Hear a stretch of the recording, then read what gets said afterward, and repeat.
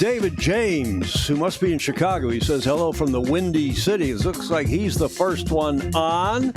Dogzilla Monster. I spoke with Stingray up in Seattle earlier today. It's sunny Seattle. He's probably sleepless in Seattle, too, last I knew. Give us, since we're doing this live remote and it's not our normal setup, give us a shout if you hear or see anything wrong. Ed Worley says, hello, what a beautiful day. And it is every bit of that as Larry Kennedy checks in from the FIDI, the Financial District in New York City. And Mark Holland is, we're remotely remote. Mark Holland, north of Boston. Hi, everybody. Good group in here already for this show on, what is this, Clark? This is a Tuesday. Bloody hell, Tuesday the what? 8th of July, and I am with Clark Chapin here filling in for Julia. We've known each other for, what, 50 years? Something like that, maybe longer? Yeah, I forgot my scarf. Your scarf? Well, if I'm filling in for Julia. Filling in for the scarfless Julia. Well, she doesn't wear one all the time in the summer, as you know. Okay, well, I think we can ditch our music and carry on here. I hope everybody, we certainly did here, had a wonderful, if you're celebrating, if you did celebrate, a wonderful 4th of July. We had the big fireworks show at the club. They don't do it on the 4th. They do it here on the lake on the Saturday closest to the 4th. Is that right? Yeah, and that way Sunday's a makeup day if the weather doesn't cooperate. Not correct. So it was a wonderful ceremony here on Saturday. Remember, we're on the western end of the time zone, so it doesn't get dark here till about 10 o'clock, in fact, even a little after 10. That's when the fireworks go live because we should be in the central time zone. Clark, I was having this discussion with Claire Harrington this morning.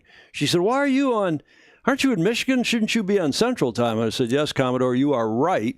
We should be on central time. But you know why? We're on Eastern time. Everybody wanted to be with the financial markets. Well, this is even before the financial markets. This is the early mid-1800s. They wanted Trains. to be the New York Central Railroad. That was the gig. That was the deal. And they wanted to be on the same clock with the railroads and the telegraph and everything because that New York Central Railroad famously went from New York across northern Ohio down through Pennsylvania, Ohio, and over to Detroit. Well, and then to Chicago. Hope you had a great 4th, and that was a picture that was sent by Ed Worley. Thanks, Ed, for that. And if you were in Newport, Rhode Island, at one of our favorite restaurants, bars, watering holes, discos in the entire world, that is the Clark Cookhouse on Bannister's Wharf, and somebody, some way, got everyone outside. I guess on the 4th of July, you can see the cooks, and if you look down here, in fact, I picked out one of the most famous bartenders in our sport. You know who that is? Filipino guy, Hawaiian Filipino. And he is, let's see, anybody in the chat knows his name. Everybody should know this guy. He's one of the coolest guys in the sport. He has been at the Clark Cookhouse since forever, since I showed up there in 1979. He must be 80-something. And he has a nickname. Let's see if anybody's got it. There is Rick Banner. Woof, it's hot and humid in Connecticut. It's about to get whacked with crazy storm front sweeping through New England, Newport to D.C. Peter Taylor is saying hi to us. Peter is either in New York City or maybe out on Long Island. His nickname is 5-0, and his name is Rick. Jimmy 550th. No, Rick 5-0 is this. Everyone calls him 5-0. That's the bartender. He's been there since forever at the famous candy store, or the formal name, of course, is Clark with an E, Cook with an E, House, Clark Cookhouse on Bannister's Wharf in Newport, Rhode Island. Welcome, everybody. Show number 848. Nice to have Clark with us. Thanks, by the way, the proprietor, longtime New York Yacht Club member, and a longtime Fozy for this show, David Ray. David Ray sent that photo in. I saw it on Facebook. He's a cool guy, that one. We are just outside of Ann Arbor, Michigan, about 20 minutes northwest of Ann Arbor, downtown Ann Arbor, on campus, the home of the University of Michigan, the famous old Michigan Theater. And down at the end of the street, the State Theater in Ann Arbor, Michigan. We're just outside of that to the northwest on Portage Lake at Portage Yacht Club. Clark lives just east of Ann Arbor, and he is a longtime member here at the club. We're in the rental cottage, which is next door to the club. Your parents rented this most of July for years, didn't they? Yeah, they had the 3 weeks. Come on, Clark! They had the 3 weeks after the fireworks for their annual rental time. And then every Friday my mother would clean the cottage before the cleaning crew came in. And then they'd go home, do laundry, and drop off library books, and then come back. Yeah, well, your parents, your late great mom and dad, two of our favorite people. Commodore, your dad was a Commodore, and your mother. Every time I did race committee for a national championship, I don't know how many times we did that, 3, 4, 5 times. Your mother was the crack scorer. She was the scorer, took the boats when they got out to the starting line, got the scoring, and never once made a mistake. Betty. Yep. Well, she did everything in pencil, so if she made a mistake, you wouldn't have known. I wouldn't have known it. Meanwhile, we're back here in southeastern Michigan, well outside of Detroit, an hour and 15 minutes, and northwest of Ann Arbor, as I said, at a little lake called Portage Lake. It's actually not a little lake. It's one of the largest lakes in southern Michigan, at least down here in the southern half of the Lower Peninsula. We're right next door to Baseline Lake. We're down here on the south end of Portage Lake, and it is actually Portage because, Clark, as you know, the Indians used to bring their canoes, and they were in the fur trading days with the French. They'd come up from Lake Erie, come up here to Portage Lake, and then they would portage their canoes over to the Grand River up near Lansing, and that would get them by water to Lake Michigan, over on the other side. So it was Portage Lake. Detroit is a French word, détroit, meaning? The straits. Straits, exactly. And it's really not a strait. It's a river that connects Lake Erie up to Lake St. Clair. I can get rid of that square. And let's check in. Mark Collins says, we celebrate every Thanksgiving at the Clark Cookhouse, the CCH. Larry Kennedy, Pedro Foiling Sailor. Hello to all of you. Peter Stevenson, a.k.a. Pedro Foiling Sailor. Are you back now in Australia? Are you back home? There's a lot of people moving around, including Alistair Murray. Nice box, TFE. Steve Groover is saying, my green box. Well, we tried to keep the stream as the same as we, nearly the same as we do in Studio B back in San Francisco when we have Julia here, but delighted to have Clark, who has been with us since the start. Not only here sailing at Portage Yacht Club when I grew up here, Clark's a couple years older than I, but we've sailed with each other, against each other, including Clark on Thursday night when you beat my butt. We sailed, 4 races? You won 2. And Brooke won 2. Brooke Smith, another past Commodore, won the other 2, and I had a bunch of seconds and 1 third. Maybe this week they'll score on poker hands, in which case I'd have there you go, 4 of a kind. 4 of a kind or something. Here's a video that I took this morning. Tuesday morning, as I'm preparing from the cottage show, about 9:15 or so. Not a breath of air here at Portage Yacht Club, looking up to the north on Portage Lake on just a dry, clear, fabulous, windless morning. So that's shot from here, from the cottage, the rental cottage here on the club property. The club's right behind you. In fact, you can see the club out, I think, through the windows behind me.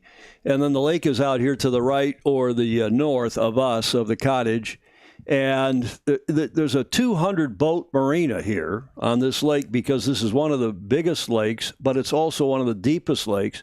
And Clark, up until, a fair few, not too many years ago, most of those 200 boats were sailboats. And now what's happened? Since I left, you've let this place down. You and my dad and the rest of the gang, it's now mostly pontoon boats, power boats, stink pots. They do pay the rent. A lot of power boats out there in the marina now, as you will have seen on that video. I'll show you one more video just to show you the setup here on the porch of the cottage. This is very low-key, and I was able to bring all of this stuff what we're calling Studio in B, my suitcase. Over in the clubhouse, you see in the background through the windows, I've used over there for previous shows, call that Studio A, I guess. And this is the porch of the cottage here on the club property. looking out through the door to the west, or rather to the north, out onto the lake this morning. And then across here to what is Studio B, our temporary setup for today's show. Clark Chapin will sit there with our two. We're using headsets today because they're just easier. And then this is the streaming computer.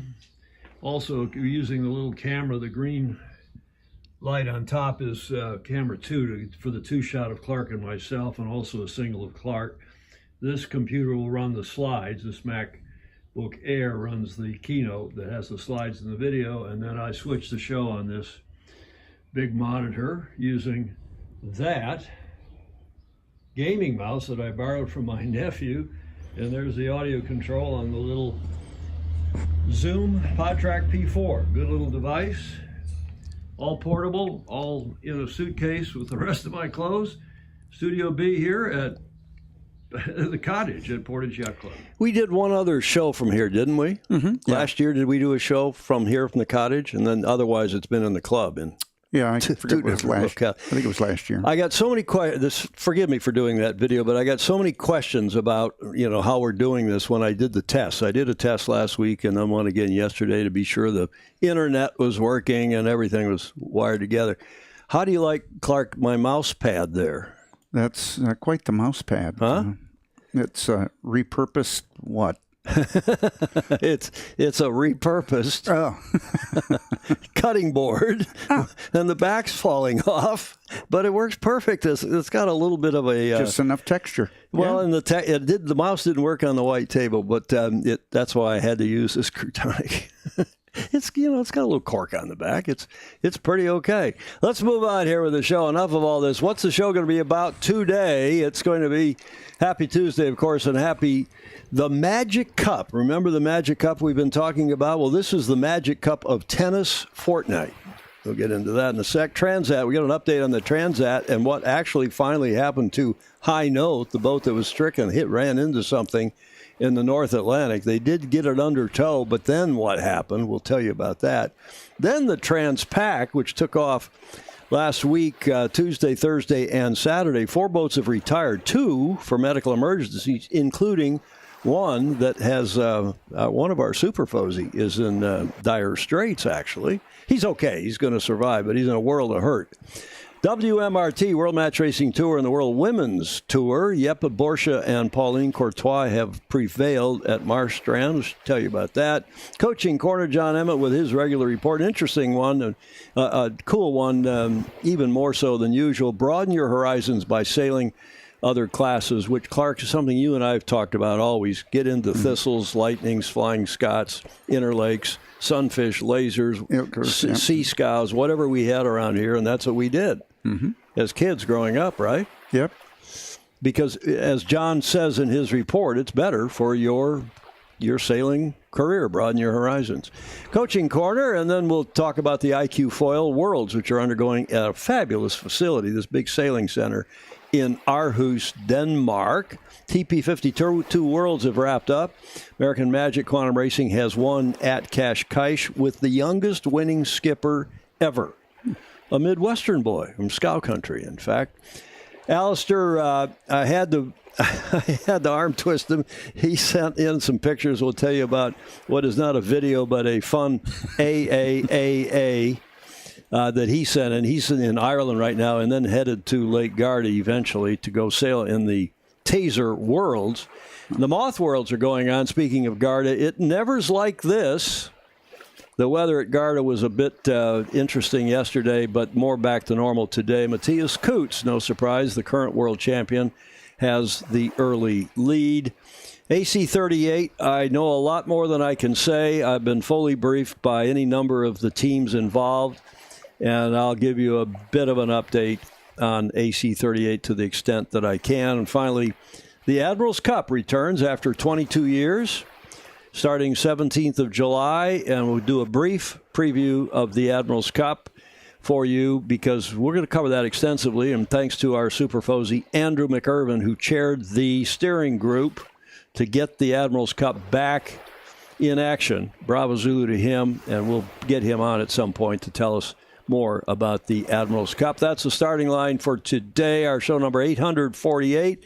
And we're featuring, of course, the Moth World Championship, which is underway day 2 today at Lake Garda. 145 entries from 23 nations. Cool event. Clark, what are we celebrating today?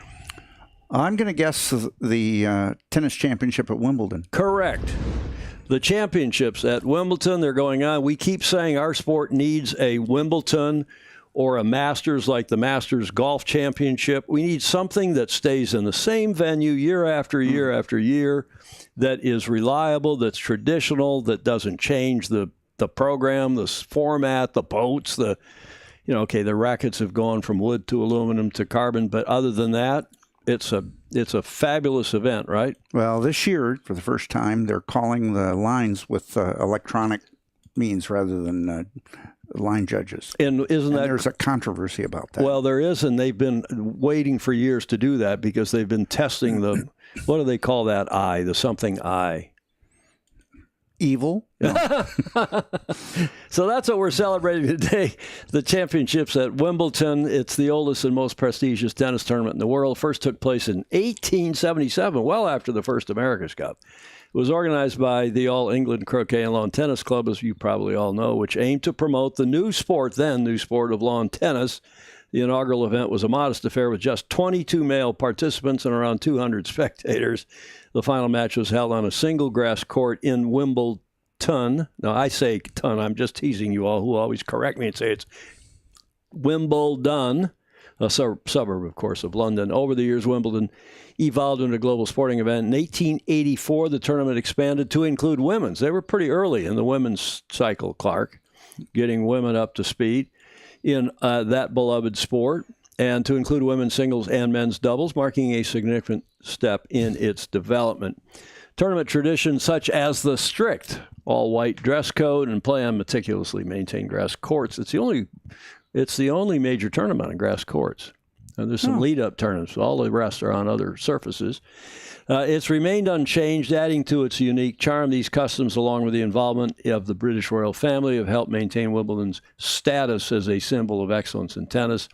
It consistently attracts the world's top players, making it a highlight of the tennis calendar. A combination of historical significance, strict traditions, and royal patronage has ensured that Wimbledon remains a beloved, there's the word, and revered tournament in the world of sports, Clark. So we got to get this other event. I'm starting to hear from the 12-meter class, a couple people. I've heard from several New York Yacht Club types. I've heard from several friends in Newport, Rhode Island, saying, are you serious? Could this be done? A regatta in traditional 12s, rule legal 12s, year after year, or maybe every other year. Let the teams decide. How cool would that be? I think there's a lot of interest in the sailing community. Well, Newport, Rhode Island itself, all the politicians and the hotels. Nationwide and worldwide. Everybody knows Newport, so.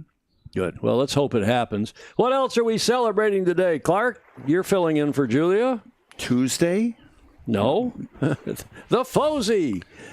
We're celebrating all of you who come on the show, who support the show, who send me stuff for the show, and I got a lot of it today. Thank you very much. If you want to join, give us a few bucks a month via Patreon, patreon.com/join/Sailing Illustrated. That keeps us on the air because this is viewer-supported media.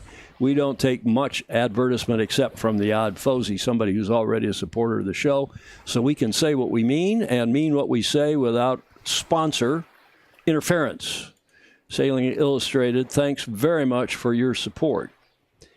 And our July schedule, just a program note before we get into the news. Friday the 11th, this coming Friday, there will be no show.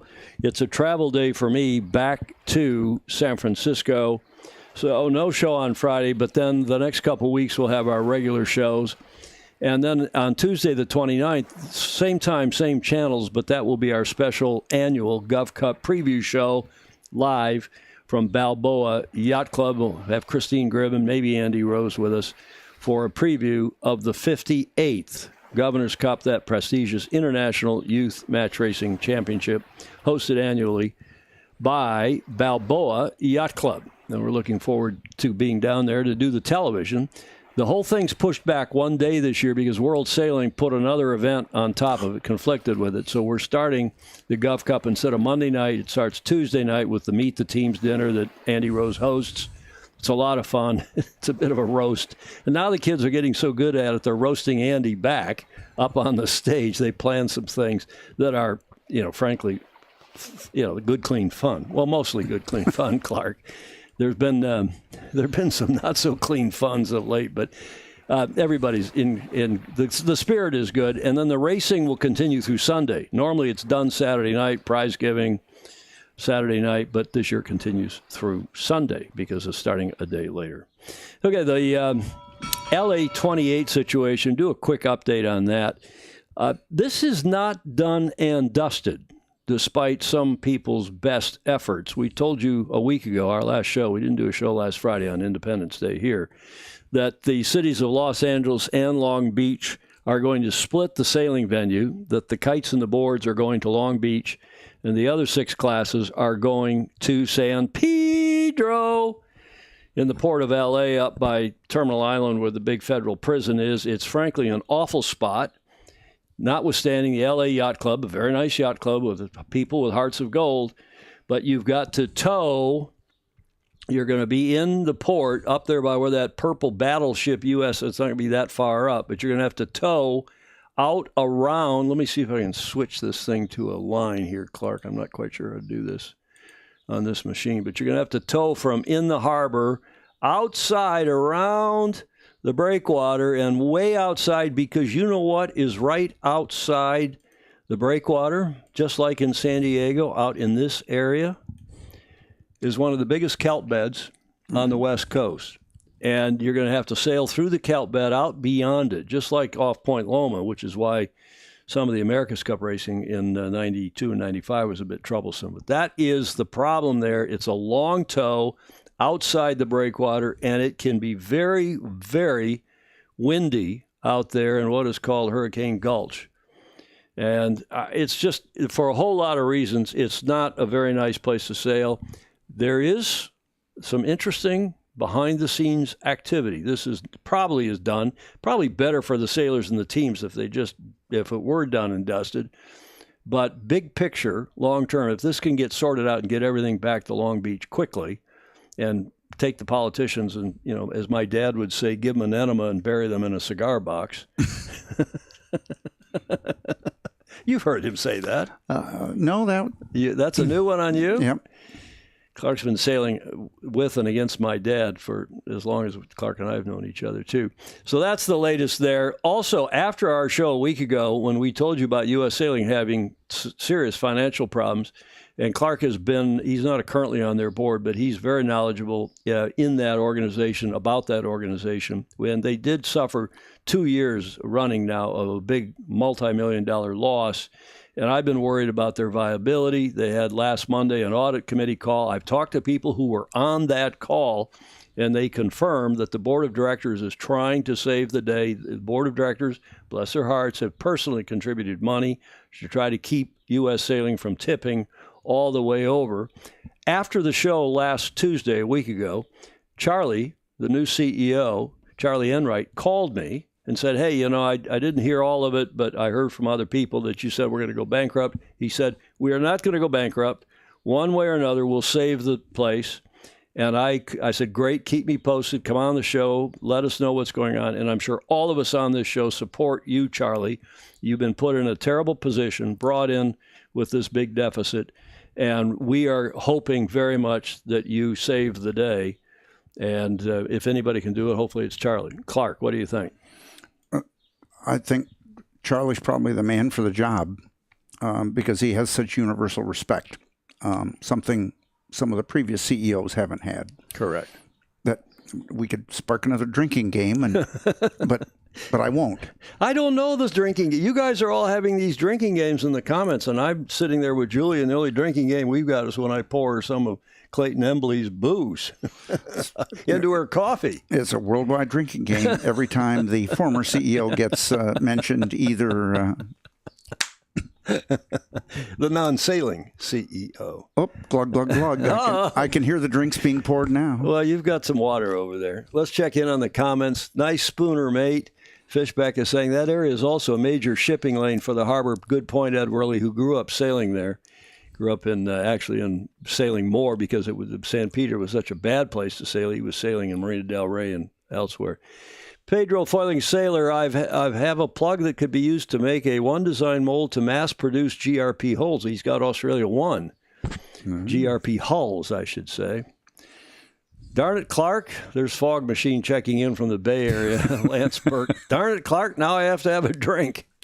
Is that the drinking word, non-sailing CEO? Oh, glug, glug, glug. There it goes again. Okay, we're going to support Charlie Enright. He's going to keep us posted. He'll come back on.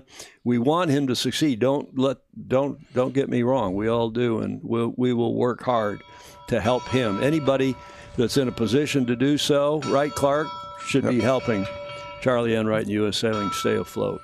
Okay, a couple other updates since our show last Tuesday.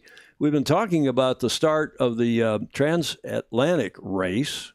Started on the 18th of June off Castle Hill in Newport, Rhode Island. We told you there's that person up there with firing the cannon is not, we've checked with Claire, that is not Claire, Vice Commodore Claire Harrington, but she was the chair of that race committee. She's up here higher up with not one, but two radios in her hands, talking to the competitors and to the rest of her race committee who were off Castle Hill, setting the other end of the starting line and so on.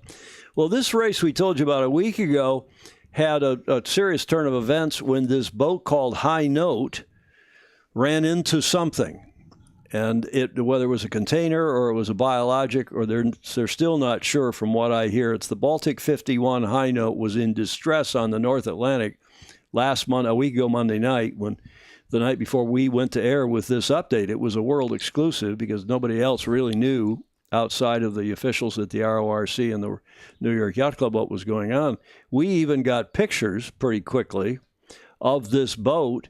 And you can see there's a diver that was sent, and I think the diver was from another boat, was not even from their boat, not from High Note, but another boat in the race that came by to offer assistance, as one would do. And they confirmed that the rudder was Crutonic and the propeller was also out of order. And then along came this big French double master. I don't know what kind of a boat this is, if it's some kind of a sailing cruise ship or what, but it did ultimately, as we told you, this French ship stood by, took the crew of High Note on board, and they took High Note under tow. And they're in the process of doing that a week ago, last Tuesday when we were live, or just before, and then we even got a video that no one else had of the tow. They're trying to get the boat under tow, and they knew they were headed for some very heavy weather, and they were hoping to get to Europe either in spite of that or before it struck. So they got the boat under tow, and the epilogue is, long story short, Clark, is that the tow rope broke, and the boat had to be abandoned. It was too rough to get somebody in the boat to try to retie the tow rope or whatever. It was too rough to get somebody back in the boat to open the seacocks and scuttle the thing. So it's out there in the North Atlantic as another obstruction, although they did leave the AIS on, and they left the pinger, the yellow brick tracker, until its battery runs out. But that's not much help. So if you're going across the Atlantic, have a look out for High Note, because she's out there someplace. Bravo Zulu again to the winners of that race. Christian Zugel, who I haven't met the gentleman, but everybody says he's a fabulous guy. He's from the States, New York Yacht Club member, sails the Volvo 70 Juice, the German word for hugs and kisses goodbye, juicy. And here now is a video that was just released in the last, I think, 24, 36 hours about their win that I found very enjoyable. Hope you do too. We couldn't be happier. It was a beautiful race, actually. Lots of different sceneries. And did see whales, dolphins, sunfish. Interesting enough, when I do deliveries of dolphins stay with you at 8 to 10 knots. Dolphins didn't want to hang around at 25 knots. As we blasted on by, they didn't catch up. So, I mean, the whole experience is unique. It's hard to put in words, but I mean, you leave Newport in the fog, right? And you barely see anything. It's absolute pea soup.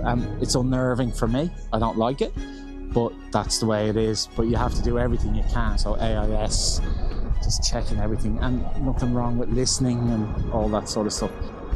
the nights were very dark and you are driving in the pitch black with 2 boat lengths of visibility. We passed a tanker with no AIS. He just appeared with his nav lights about 4 boat lengths to windward of us one evening. So you kind of have to just put it out of your mind and concentrate on the numbers. And as we were moving towards the ice gate, the water got really cold. And then all of a sudden we hit the Gulf Stream. The strangest weather patterns, the strangest wave patterns. By the way, that was maybe the roughest part of the ride. It was 25 Celsius water temperature. It was almost bubbling. You felt like the Gulf Stream was higher than the rest of the sea, which is sort of weird, right? But very bizarre. And then we made it around the ice gate and we caught just in the right time. We got north enough, get in front of a cold front, and we stayed there, literally almost across to Ireland. This race and these angles that we were sailing with big sails, if you ended up too high in a nosedive, you'd wipe out. And if you ended up too low in a nosedive, you'd broach. So really you're just numbers for the 2 hours that you drove at a time. The experience on board helps. Just keeps everything on a level playing field and everyone's just pretty calm. It was a phenomenal race and we were really quick, much quicker than I thought. And we even ended up beating the old record on corrected time by 30 hours, which is phenomenal. That whole experience is hard to put into words, but I would encourage obviously everybody to do it. It's for me an amazing experience and I'm so happy we did it.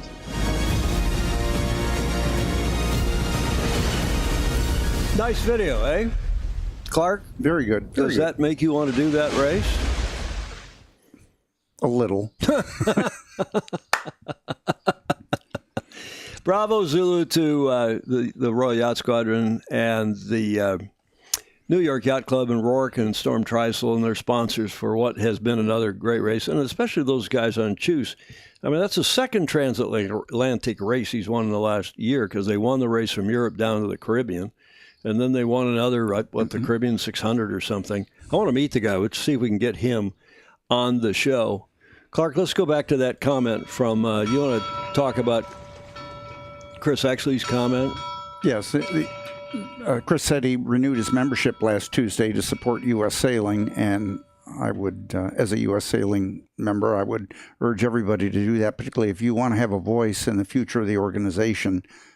You do get to vote as a member for the president, Pay your right? dues. The board members. The board members.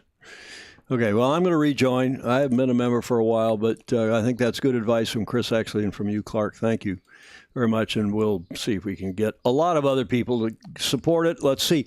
Now, I'll tell you Clark, I will tell you one thing I've heard, and I haven't talked to Charlie about it, but I know that it's true because I've heard it from 2 different sources whom are highly reliable sources.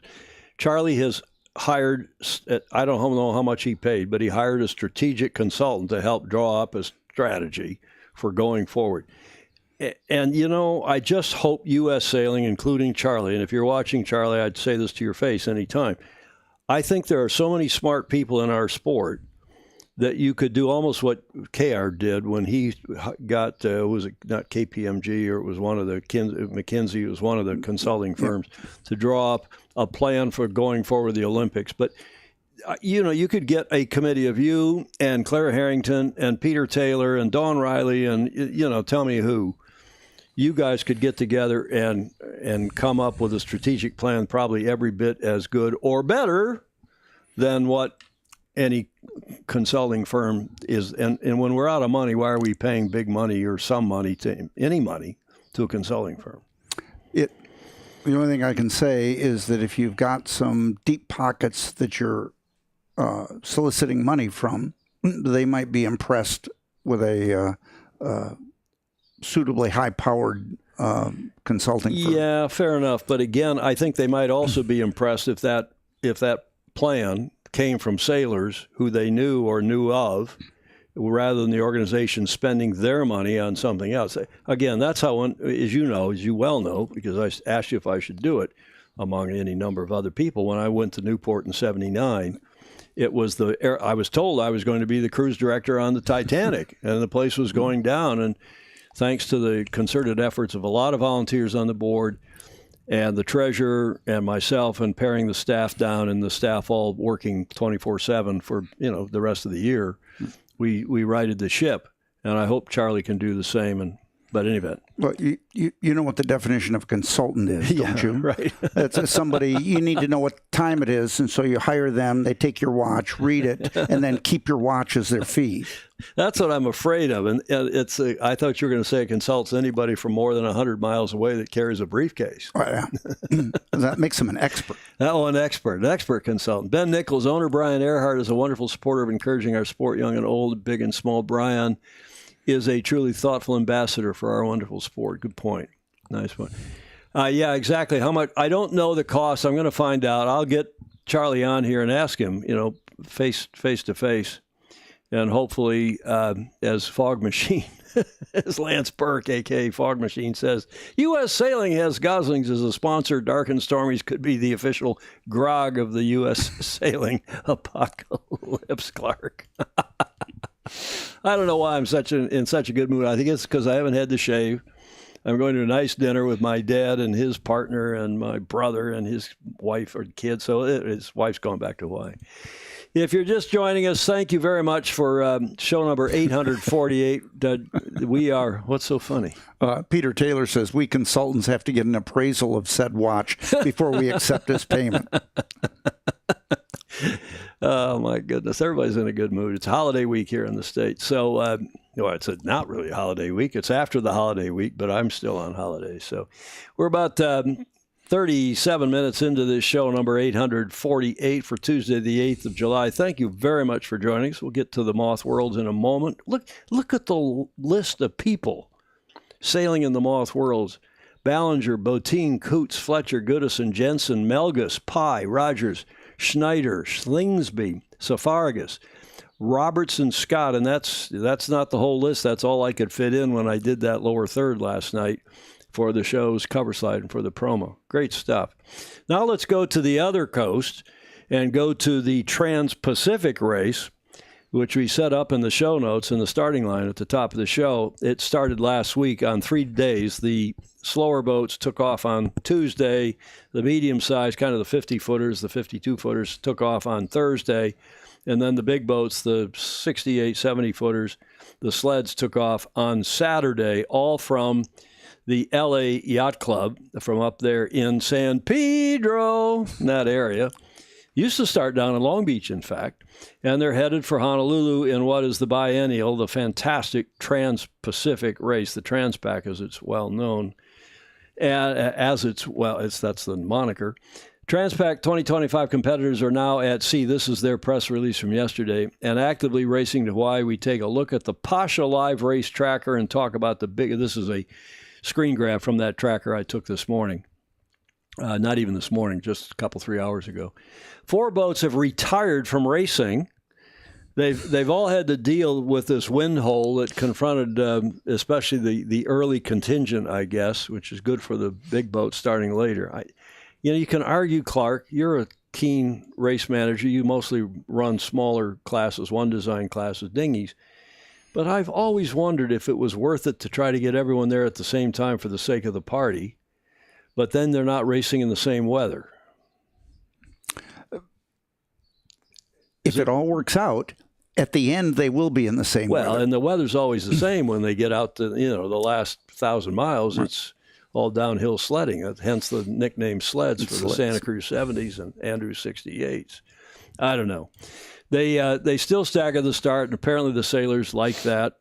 But two teams dropped out, 2 famously cool boats, and they heard maydays out there on the other boats, and the one was our Chris Welsh, the late, great Chris Welsh, and his wife Tina, his partner Tina, has rehabbed ragtime, and they entered the boat. Chris passed away a couple of years ago. He was a St. Francis member. He was from Newport Beach. A great friend, great guy. But Tina got the boat all together, and on Sunday, a crew member was evacuated from the vessel. Get this, for a medical issue, approximately 230 miles offshore in a coordinated operation involving not only the Coast Guard, Clark, but also the Air Force.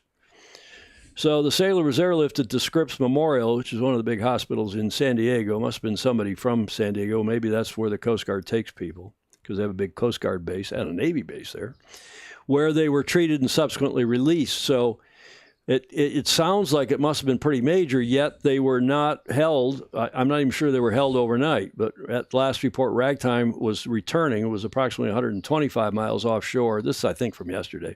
Sailing towards San Pedro, the race start, with an estimated arrival time of 0400 this morning. All aboard are safe, and the family's been notified, yada, yada, thanks to the Coast Guard and the Air Force for their professionalism.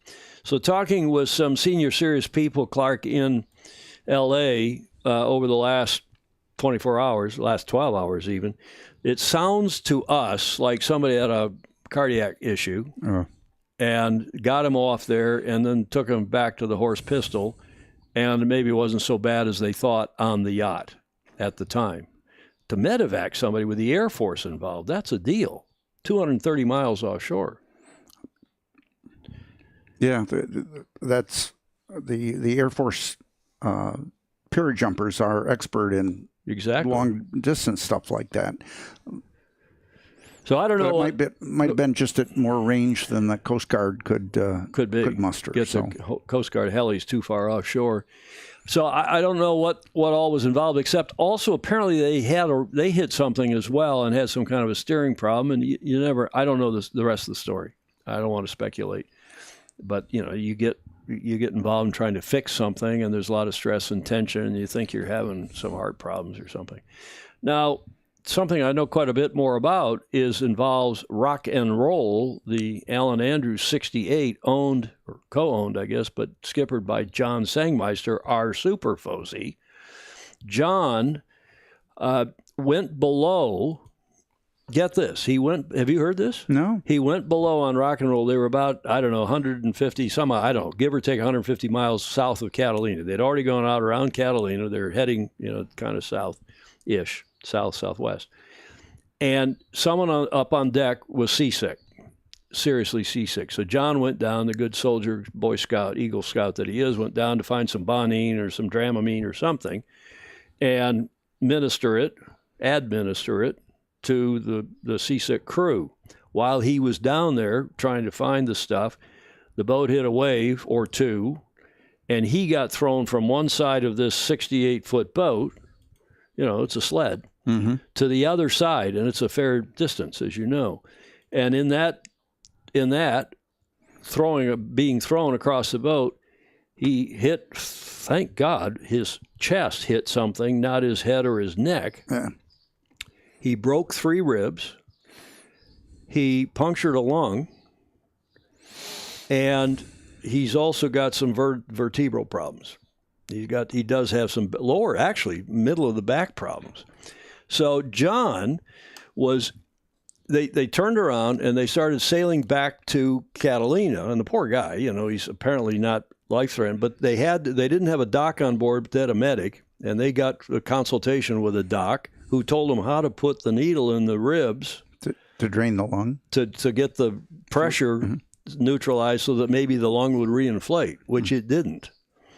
So they get back to Avalon, to Catalina. Avalon's the town in the middle of Catalina.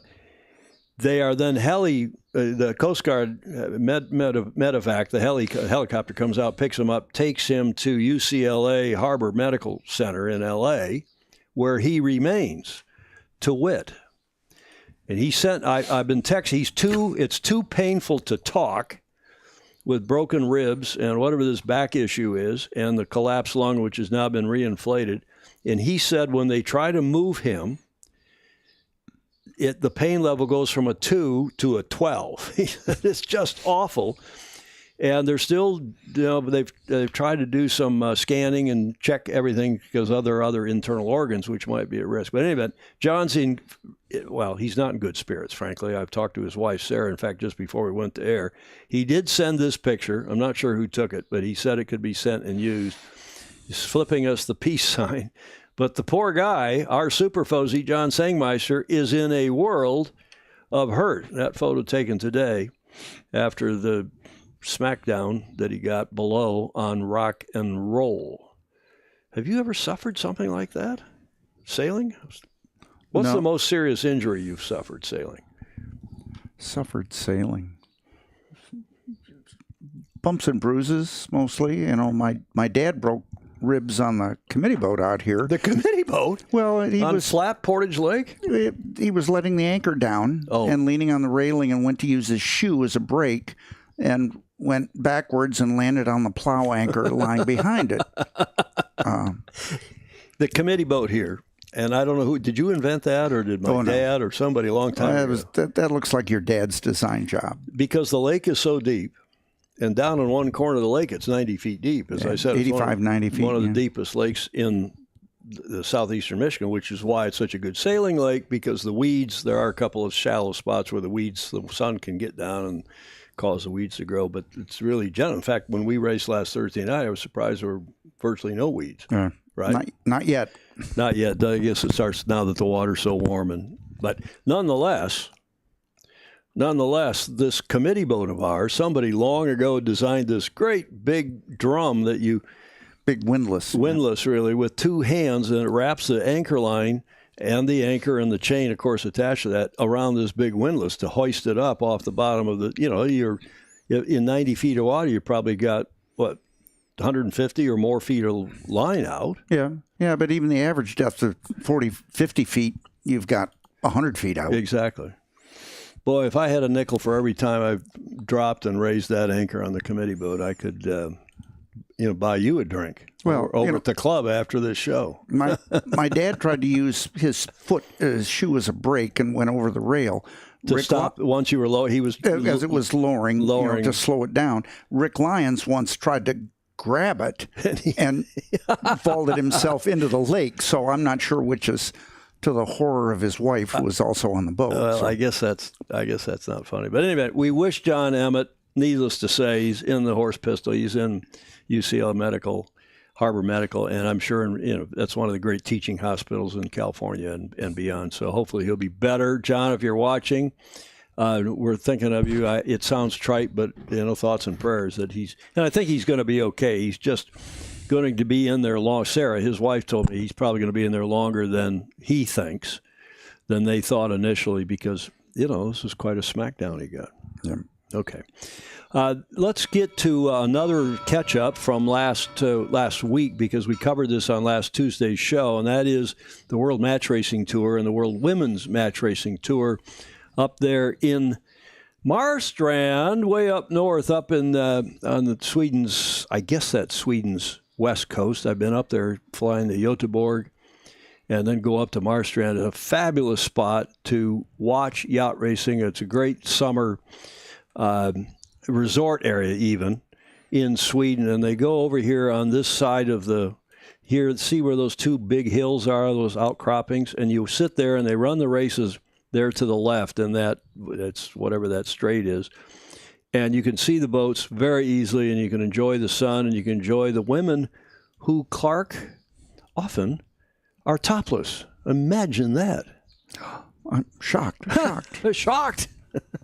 In Marstrand at this time of year in fact, I suppose in the wintertime it's fairly nice too, but that's the...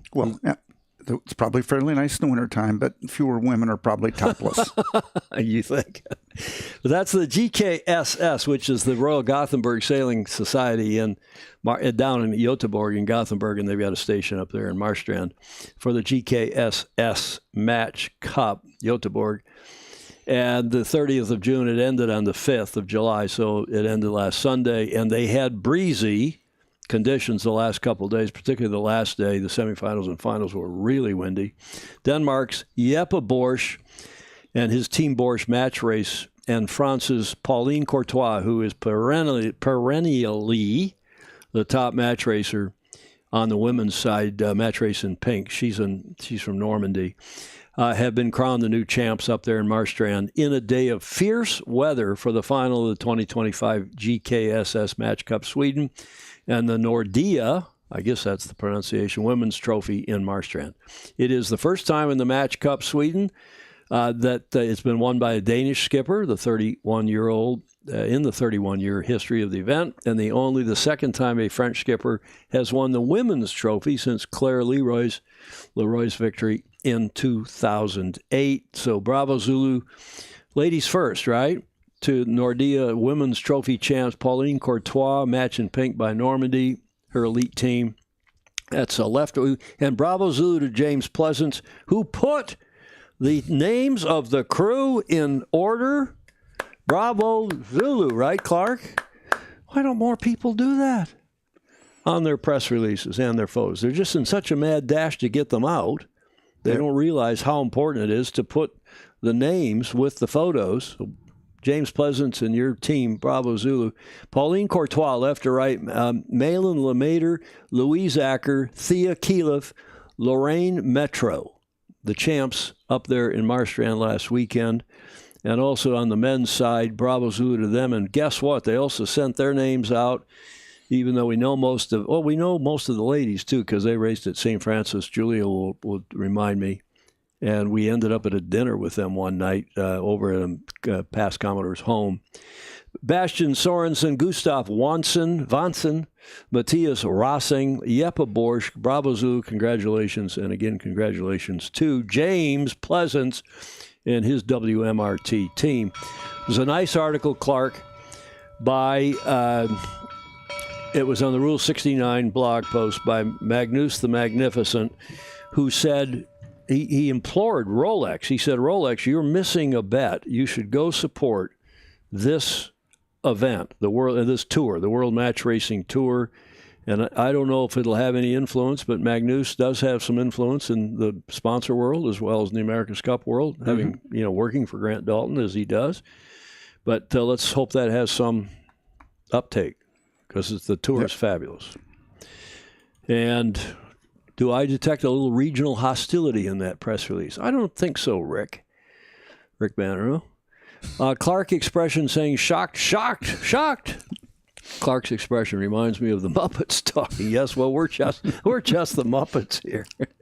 In studio, what is really Studio B here? We've got a Studio A and a C over at the clubhouse, over at the Portage Yacht Club behind us in the clubhouse building. But we're in the cottage. We're in the cottage here on the club property. It's a rental cottage. And anybody who wants to come here to Portage Lake, Clark, like your parents did for years, rented this cottage. It's very basic. Yep. And I think... Well, it's less basic than it used to be. Correct. True. That's fair to say. The plumbing's indoors. Well... People should know that. There's no outhouse. Yeah. But, like the Bohemian Grove, you can go outside after dark and take a pee. It's just you have to be sure you don't get a mosquito bite on your... Why are we so crotonic today? Now, I have a constructive criticism, okay? And I think that a nautical show shouldn't refer to the various studios as A, B, and C. It ought to be Alpha Bravo Charlie. Okay. From now on, I'm going to go back, change the lower third. And Julia, take a note, please, when we get going here a week. We're no show this Friday, but next Tuesday when we do our show, we will be live from Studio Bravo, Clark. There you go. Okay. Let's get to John Emmett's report. The Coaching Corner with John Emmett checking in. He sent me a nice report this morning, and I enjoyed it very much. And again, I hope you all do as well. Hi, Tom, Julia, and all the FOSI. And for those people who don't usually watch Sailing Illustrated, very special hello to all the new FOSI. One of the things I think is really important with sailing is to broaden your horizons. So I'm here with these boats here. This is D0s. At Leon Solent Sailing Club. So that's roughly in the middle of the south coast, and you might be able to guess I'm waiting for the sea breeze. I think it's very important to open your horizons, to sail different classes against different people at different venues, just to make you a better sailor. And I have to say, D0, which was designed after a prototype of Punk by Daniel Holman, is a really interesting, fun boat to sail. Although I do suspect it's another boat I'm a little bit too small for, so I should probably go and make best friends with the squat rack. But at the moment, I'm more concerned about trying to get rid of injuries. But it's been an incredibly welcoming fleet, and that's the thing which is so important, to encourage new people. In fact, my boat was practically rigged for me on the first day I got here, and somebody asked me, is it a borrowed boat? And I was a bit embarrassed to say I'd had it for over a year. But it's just so nice to come to these venues and sail against different people, because it's very easy to get a very small circle where you always sail the same classes against the same people and maybe never leave your sailing club. And here, you know, we can have national championships. There's so much space available at these events. This is the dodgy bit as we do the crossover, the cycle track. So no excitement there. But I really encourage people to get out. It's a bit like social media. You need to be very careful. If you only ever like, comment and share people with your same political views, the rest of it, you get in a very small bubble and then you only hear what you want to hear. So if you haven't tried something new in sailing, go and give it a go. Sailing is such a fantastic sport, and there really is a boat, a class, a club there for everyone. So with that, sail fast, sail safe, and have fun. He finally got that right. He got that claim right and in the right order.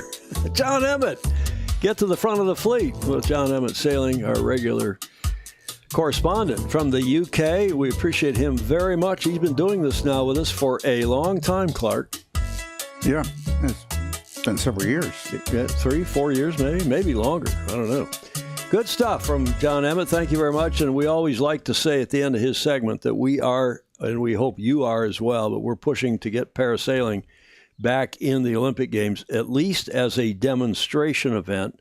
Won't be able to get in it as a regular para-Olympic sport until after 2032. But if the Aussies can convince the local organizing committee, apparently they have the authority and the ability to introduce a demonstration event like windsurfing was in LA in '84, for example, in certain sports. And if they'll put parasailing in the Paralympic event in Brisbane 2032, that would be terrific, and we hope that will happen. And I know Alistair Murray and Peter Stevenson, Dolly DeVola, and others are hard at work on that.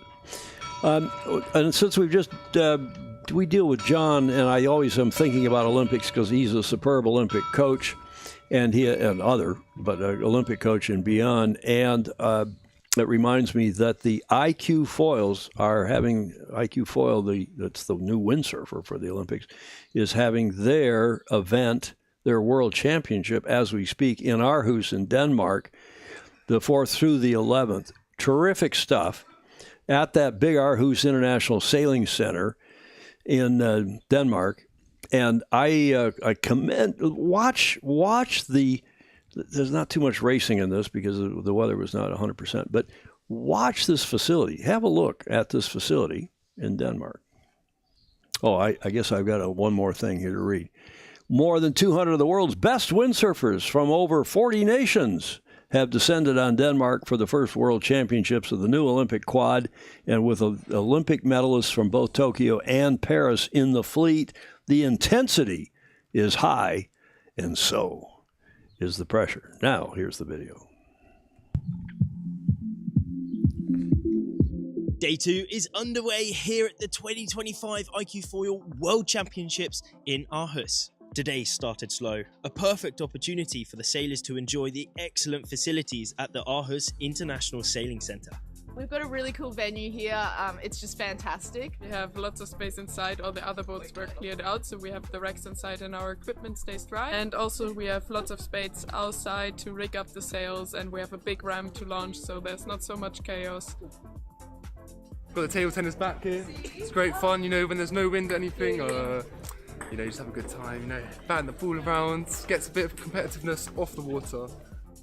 We've got showers, we've got toilets, we've got a gym, we've got a sailor's lounge upstairs. It's nice and warm. It's basically everything you'd want.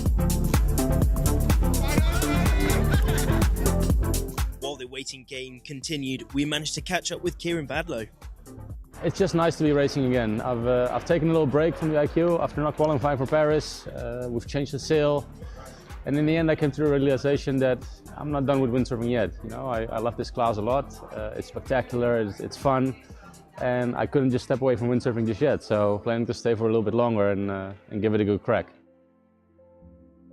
At the moment, it's not a lot of pressure for me. Well, obviously now in this cycle we have a smaller sail, which is, well, for me a lot nicer. It makes racing more dynamic. I think we had to be more physical,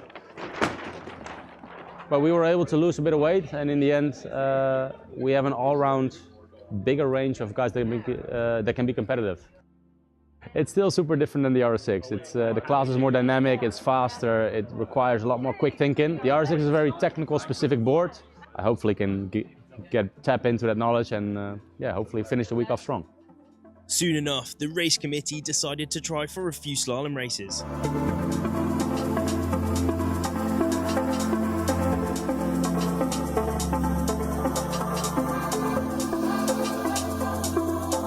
Okay, so we went on the water, but unfortunately this time race committee was over early. We called the people, but the wind died, so we thought that it will be windy, but no way, it dropped again, and this is the waiting time for everyone, for us and for the athletes.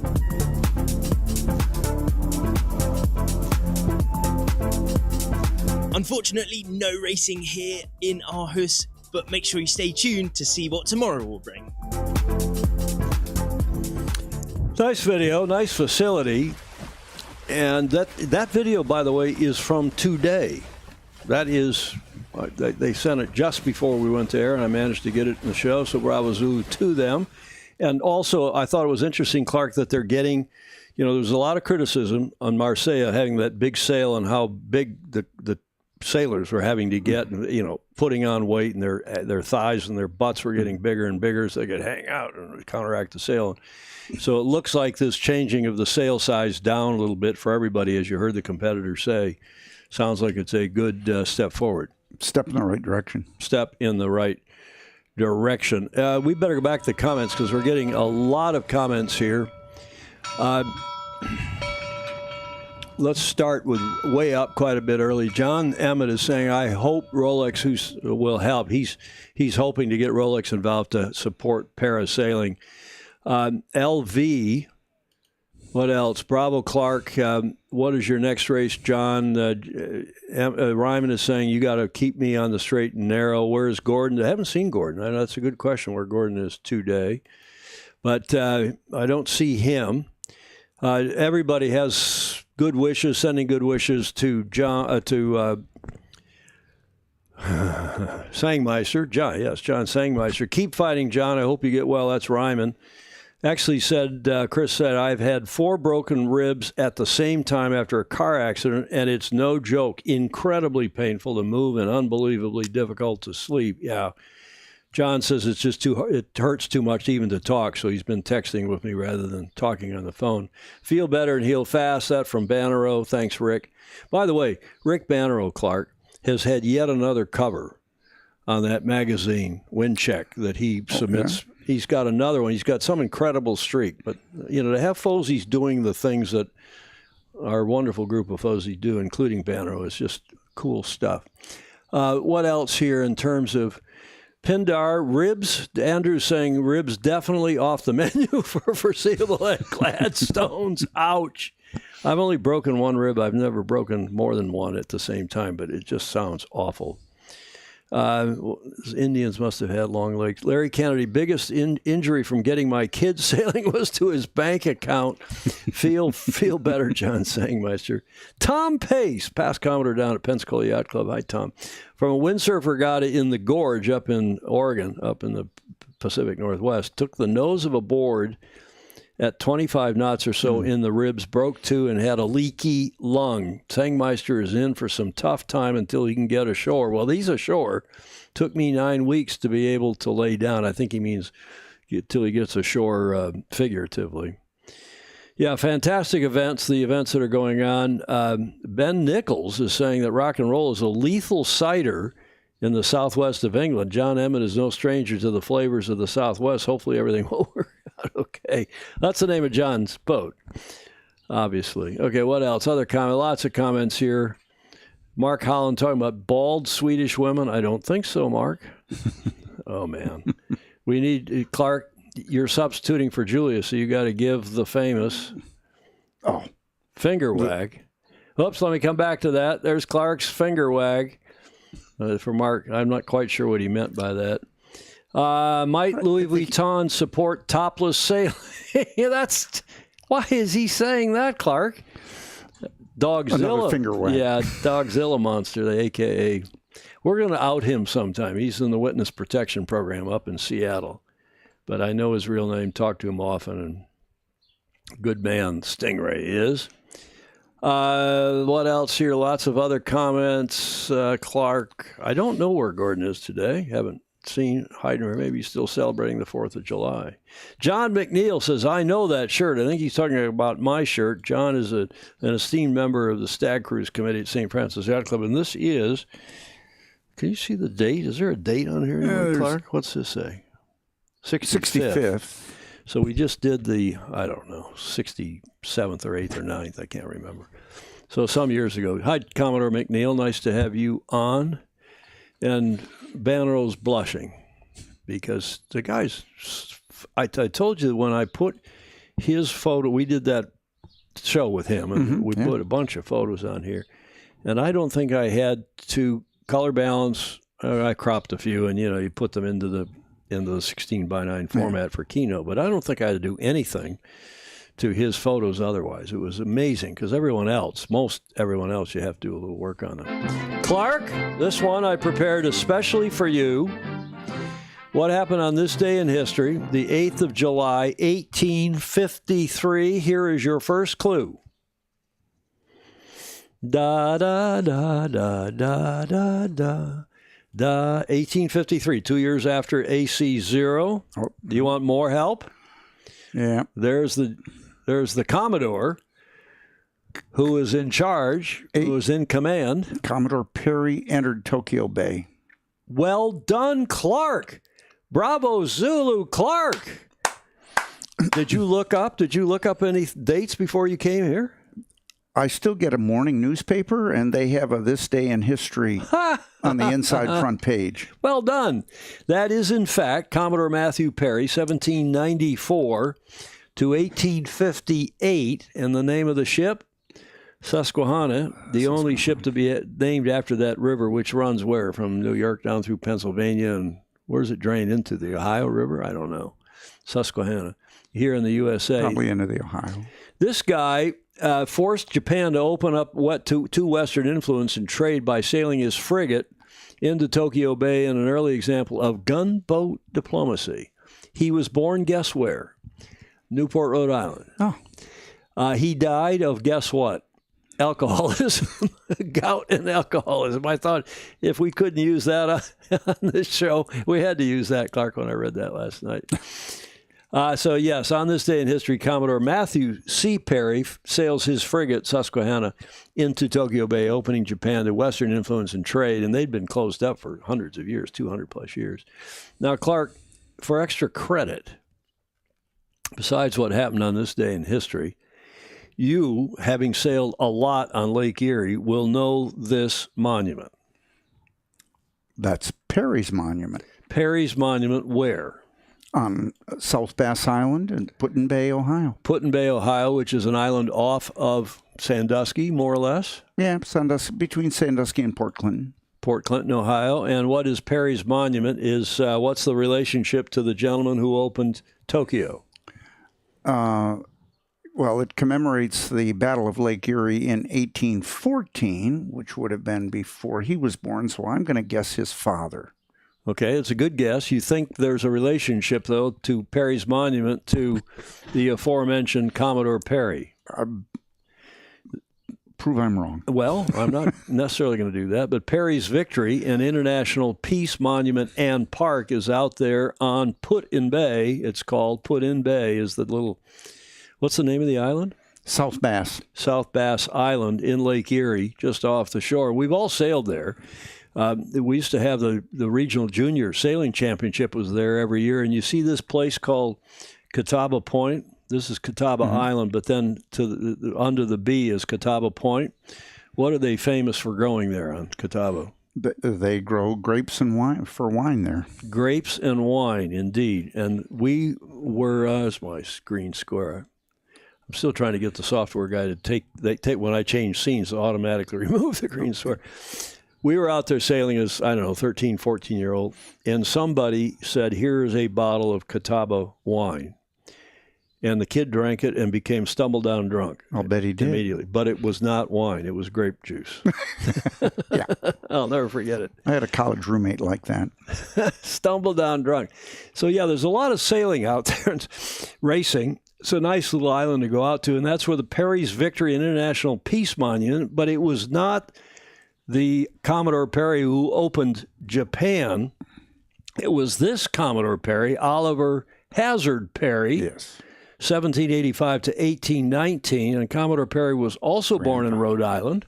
And at the age of 13, he followed his father's footsteps by joining the U.S. Navy through hard work and strength of character. He actually bribed his way into the Great Lakes Fleet. And in 1812, war broke out between us and the Brits. The Brits invaded us and burned the White House, for God's sakes, Clark. Yeah. Perry helped the U.S. end the War of 1812 by beating decisively the Royal Navy in the Battle of Lake Erie. During the battle, Perry's quick thinking helped him to lead the United States to one of its first and greatest naval victories.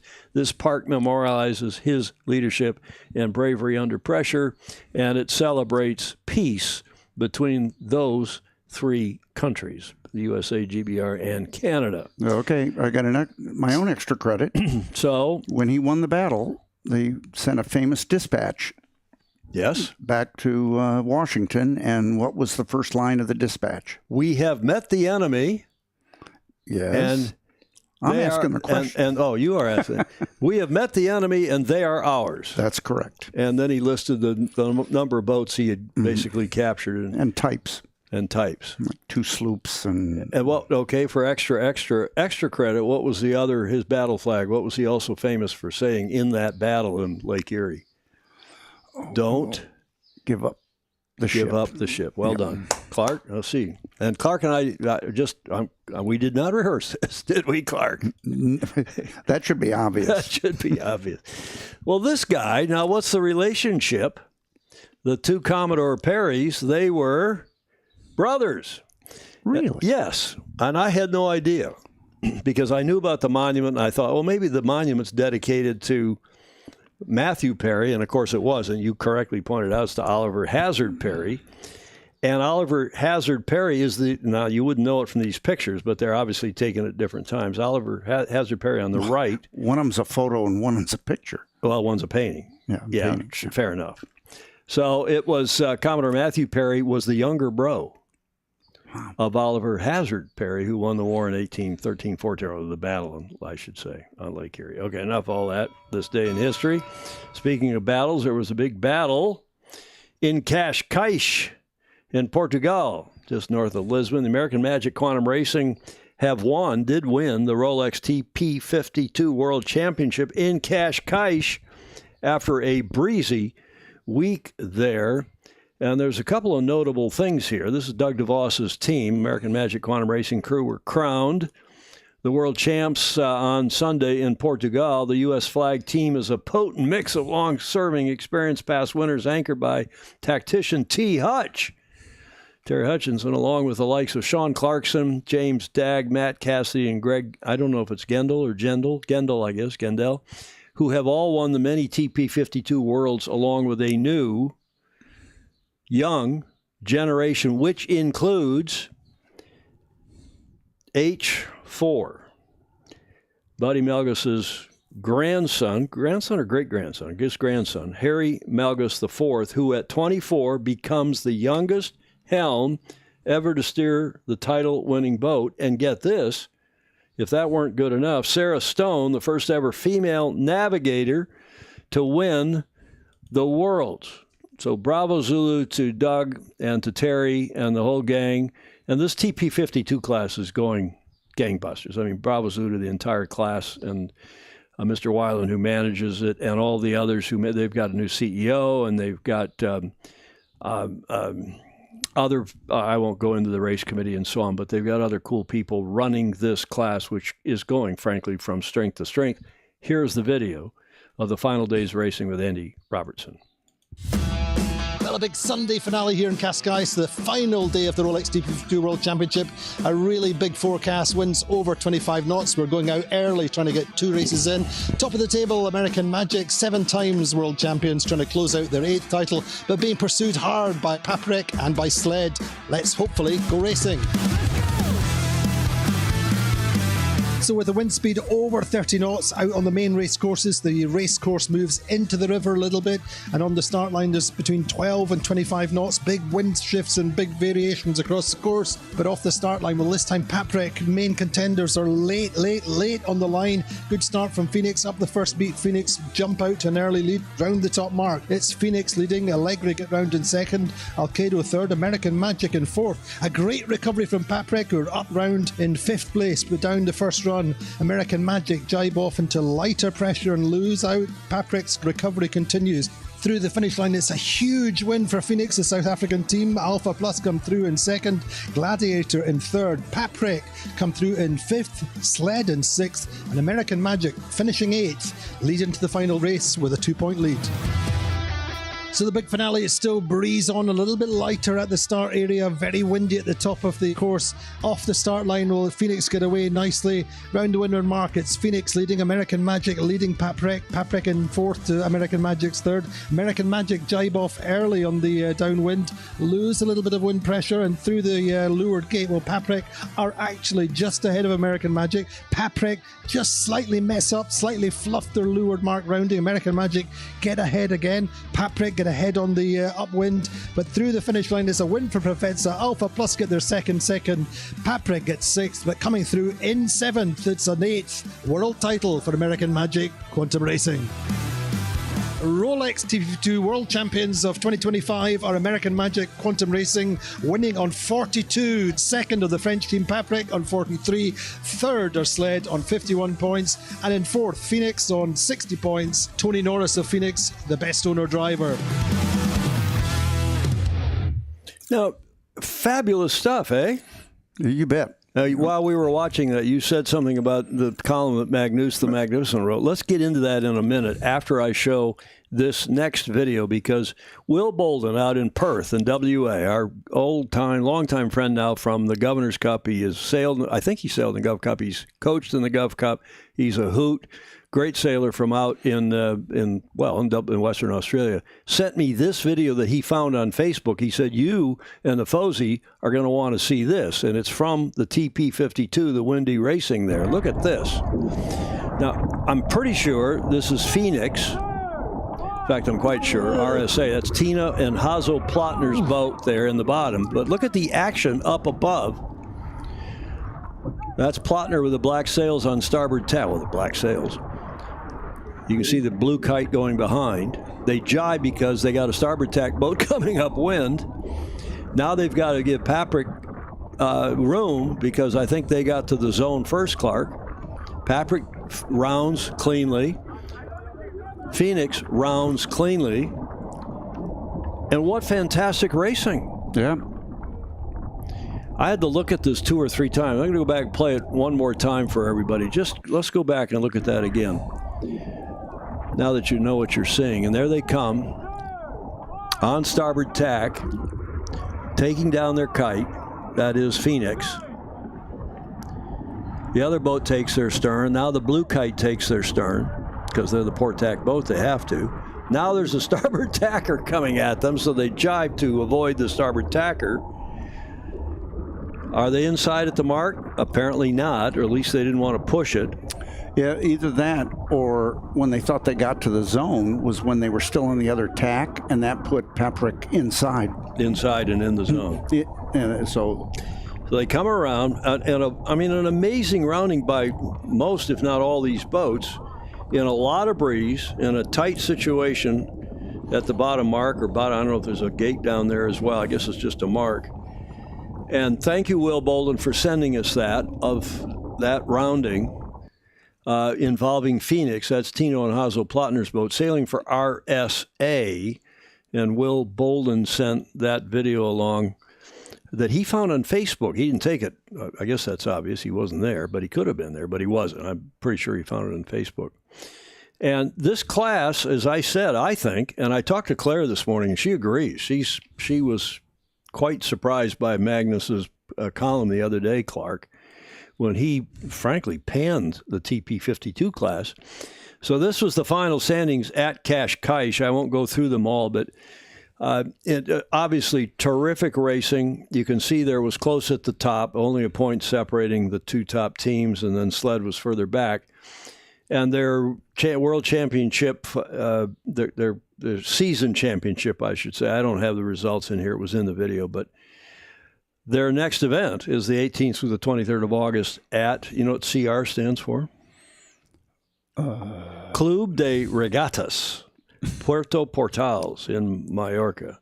One of the nicest places to sail, whether you're an Olympic class or everybody loves to go out to Mallorca and sail. And if you then have a night off, you can go over to Ibiza and go party with all the British kids that come down, the Irish kids and so on. But let's go back now, just talk for a minute, because you were saying while we were watching that, you said, I disagree with Magnus. With Magnus. I mean, I read his column when it came out because it shows up in my inbox every morning, and always enjoy it. But in this case, I don't agree. The racing is tight. There are real sailors doing real sailing, and the boats are very evenly matched. So you have to be absolutely on your game and not make any mistakes to win, and that is excellence in sailing. I completely agree. I'm glad you brought that up. I would have forgotten probably to mention that. But when I read that column too, I thought, what's he got against the TP52 class? Okay, we know he's promoting the America's Cup, and he's working for Mr. Dalton and pushing that, but I don't see how these are mutually exclusive. No, me neither. Well, except you've got some of the same sailors involved, but so do the Moth, so do Sail GP, and there's room. People have to make up their schedules, as the Brits would say, and do their thing. Well, Claire, I know, agrees with it because she brought it up this morning, and I said, "Well, you tell him. I'm going to tell him, and I'm telling him right now, live and in color. Back news." And what are they saying here? Well done, Phoenix, is the comment up there. Hi, Josh Tozo. Nice to see you on the chat again. Alan Long, by the way, back on Put-in Bay, he'll be sailing the ILYA Regatta, which is the Interlake Yachting Association, which is two ILYAs, but that's the one that are the hyphenated one. The hyphenated one, which are the clubs in Ohio and Lake Erie and I don't think Lake Ontario. There may be one or two over on Ontario. No, I don't think so. And Exley is correcting us politely, saying that the Susquehanna River drains into the Chesapeake Bay in Maryland. Thank you, Chris. That's better. That's more like it. Ed Worley is saying the battle flag from Perry is on display at the U.S. Naval Academy in Bancroft Hall. Don't give up the ship. Here. Famously. Lots of messages. Alex Kent, proud SAR, descendant of Continental Army officers who officially guarded President George Washington as lifeguards, ancestors Lieutenant David Cox and Captain John Cox. Thank you for that, Alan Kent. Great narration, no yelling. Yes. Isn't that refreshing, Clark? You're nodding your head yes. Andy Robertson is just tip-top, and I love his Scottish accent. Early. We're going to go a little early to see if we can get some races in before the breeze gets too heavy. Nice stuff. What else is coming in here? Going to go early until it gets to, hopefully it won't get too airy. Early before it gets airy. Nice takedown, Ellen Long is observing. Yeah, why drop so early? Well, John, that's a big drop, and you want to drop early and not get your knickers in a twist down there at the leeward mark. So, I love you, WTFU. What does that mean from Ogletree? Oops, I love this class. What does that mean? Yeah, he loves the class. Is there anybody who agrees with Magnus and thinks that his criticism of the class, he didn't say a lot of nice things about it. I was quite surprised. John Emmett, I hope Lily can get a spot on Alpha. Yeah, that would be cool, especially if she'd come on and give us some John Emmett or AAAA style reporting. Mary Jude, MJ Szymanski in Philadelphia agrees with us Clark. That's nice to see. Peter Taylor, TP52's rock. Indeed. And I so agree with both of you about the 52s. Lake Ontario is LY. Yeah, Lake Yacht Racing Association are most of the clubs on Lake Ontario, whereas ILY, Interlake Yachting Association, are clubs on inland lakes in Ohio and then up on Lake Erie for the most part, I believe. Talking about historic naval action earlier. Yes, indeed. We figured that you were. Okay, Clark, I do have an AAAA for today, and I sort of made it myself because I got a photo from our friend and mentor, long time. I've known him not quite as long as I've known you, Clark, but Alistair Murray with his AAAA, Alistair's Awesome Aussie Anecdote. And I saw this on Facebook. Did you see this on Facebook? No, missed that. Okay, so you know what that is? Well, I watched the beginning of the show, so I'm going to guess Beef Wellington. Well done, Clark. Well done. Good call. And it is indeed. It's Beef Wellington. And he is slicing into it, and his mate there is looking askance and then some. And I said, Alistair, what's this all about? And I had no idea. So he sent back to me, good eye, Tom, Julia, and the Fozy. I'm not sure if the Mushroom Lady case has been big headlines in your parts of the world, but it has dominated the headlines down under. Yesterday, Erin Patterson was found guilty on 3 counts of murder and 1 of attempted murder after cooking a beef Wellington for her family in her home in Gippsland, which is Victoria, which is on the way out to the east to where he has his holiday home in Metung, and serving it to them laced with poisonous mushrooms. There have been many jokes about the dangers of beef Wellington since this case sprung, hence my post here with the horrified look on my Irish buddy's face when my wife Tracy served me a beef Wellington here in the last couple of days. It was absolutely delicious, and I'm still alive. Well, you know what they say. All mushrooms are edible once. Yes. Yeah, and John Evett, who's been down there eating, he stayed for, in fact, quite a while. Lily did, too, with them, with Tracy and Alistair in Melbourne. He said Tracy's an amazing cook. Alan Long knew it was beef Wellington. And that's, who's he? Peter Taylor's agreeing with Jonathan Frank. Oh, the TP52, back on the TP52s. Jonathan Frank is saying the series provides some very intense racing. It needs to be promoted as one of the pinnacle series of our beloved sport. Well, they do. They call it the top monohull series in the world, and, arguably it is. Probably not even arguably. So, wait, there's more. I said, Alistair, you got to send me something. Forget about trying to... He's up in Ireland biking around, cycling around. So he sent me a couple pictures, and I would make a little AAAA out of them. We are touring Europe for 7 weeks, currently cycling in Ireland. I will send you a few shots of the incredible scenery around the Ring of Kerry. Now, your son's been over there trying to find the Chapin routes. He didn't go to Ireland, but... But aren't you British, English, or are you Irish? Yes, British. Mm-hmm. So, and Scottish. Do you know about... My grandmother's maiden name was Clark. Oh, it was? Mm-hmm. Hence your name? You think that was a coincidence? I don't know. That's the first I've ever heard of this. All these years I've known you, you never told me about how you got... You know how I got my name. Yeah. From Papa Tom. I'm Junior. And you know what F stands for? Everybody asks me, what does the F stand for? I just tell them it's... Well, I say something obscene, but I won't say it here. But anyway, they're touring Europe. He sends us a few shots. Now they're also... You got to get some water into this. So they all donned their PFDs, their life jackets, so they're on some kind of a boat in some kind of a river being towed. The Volga boatman, yo-ho, heave-ho. I don't know what's going on here.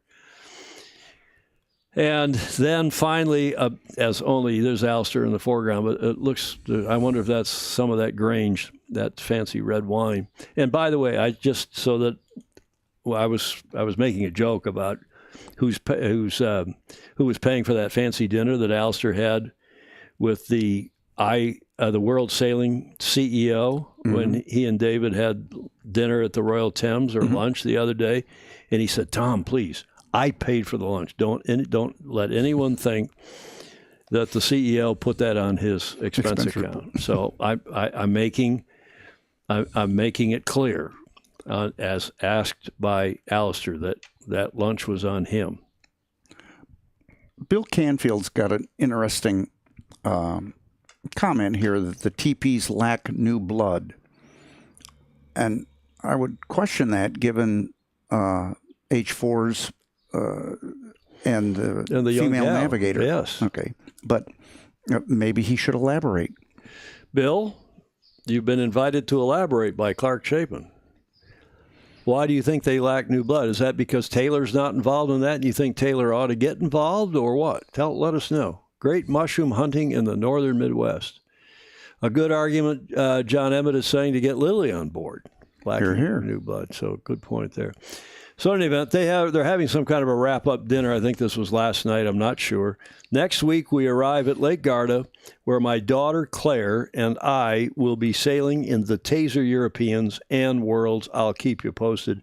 Bravo Zulu, and Bravo Zulu to our one of our several Australian correspondents, Alistair Murray, with Alistair's awesome Aussie anecdote that, frankly, I pulled out of him. I said, come on, let's have something for the show. We're about an hour and a half into this show. Thank you for joining us. Alan Long was just in Glasgow 2 days ago, and had to return because of the flooding in Texas. Luckily, down in Texas, Alan back and forth between Texas and Cleveland, the Cleveland area. And, yeah, that... we didn't talk about that, Clark, but that was a really sad situation in Texas. 80 people plus? 100. Is it 100 now? Yes. I didn't look at the news during the show preps. I got my head down and, buried, putting these keynotes together, these shows. And I asked Alfredo if he'd been watching the news, if anything had come up. But no, sad situation, a flood. 10 of the young campers are still unaccounted for. 10 they haven't found them, so 100 plus. 100 plus. Oh, dear. Flash flood. So, as Mark Michelson, our weather guru here, has been saying, look, keep to the facts, because the people left, right, and center are making arguments about lack of money or bad, Biden cutting people or Trump cutting people. Forget about that. It's a huge tragedy. In fact, Bannerow is saying it's now 150 plus. That's the problem with floods. You just don't know for a long time. Yep, back to good news. Another AAAA done and dusted, top class as usual. And there's Mr. Doctor Andrew McIrvin is on, saying the French team Paprika results are transformed. More wind and the magician Loic Perron.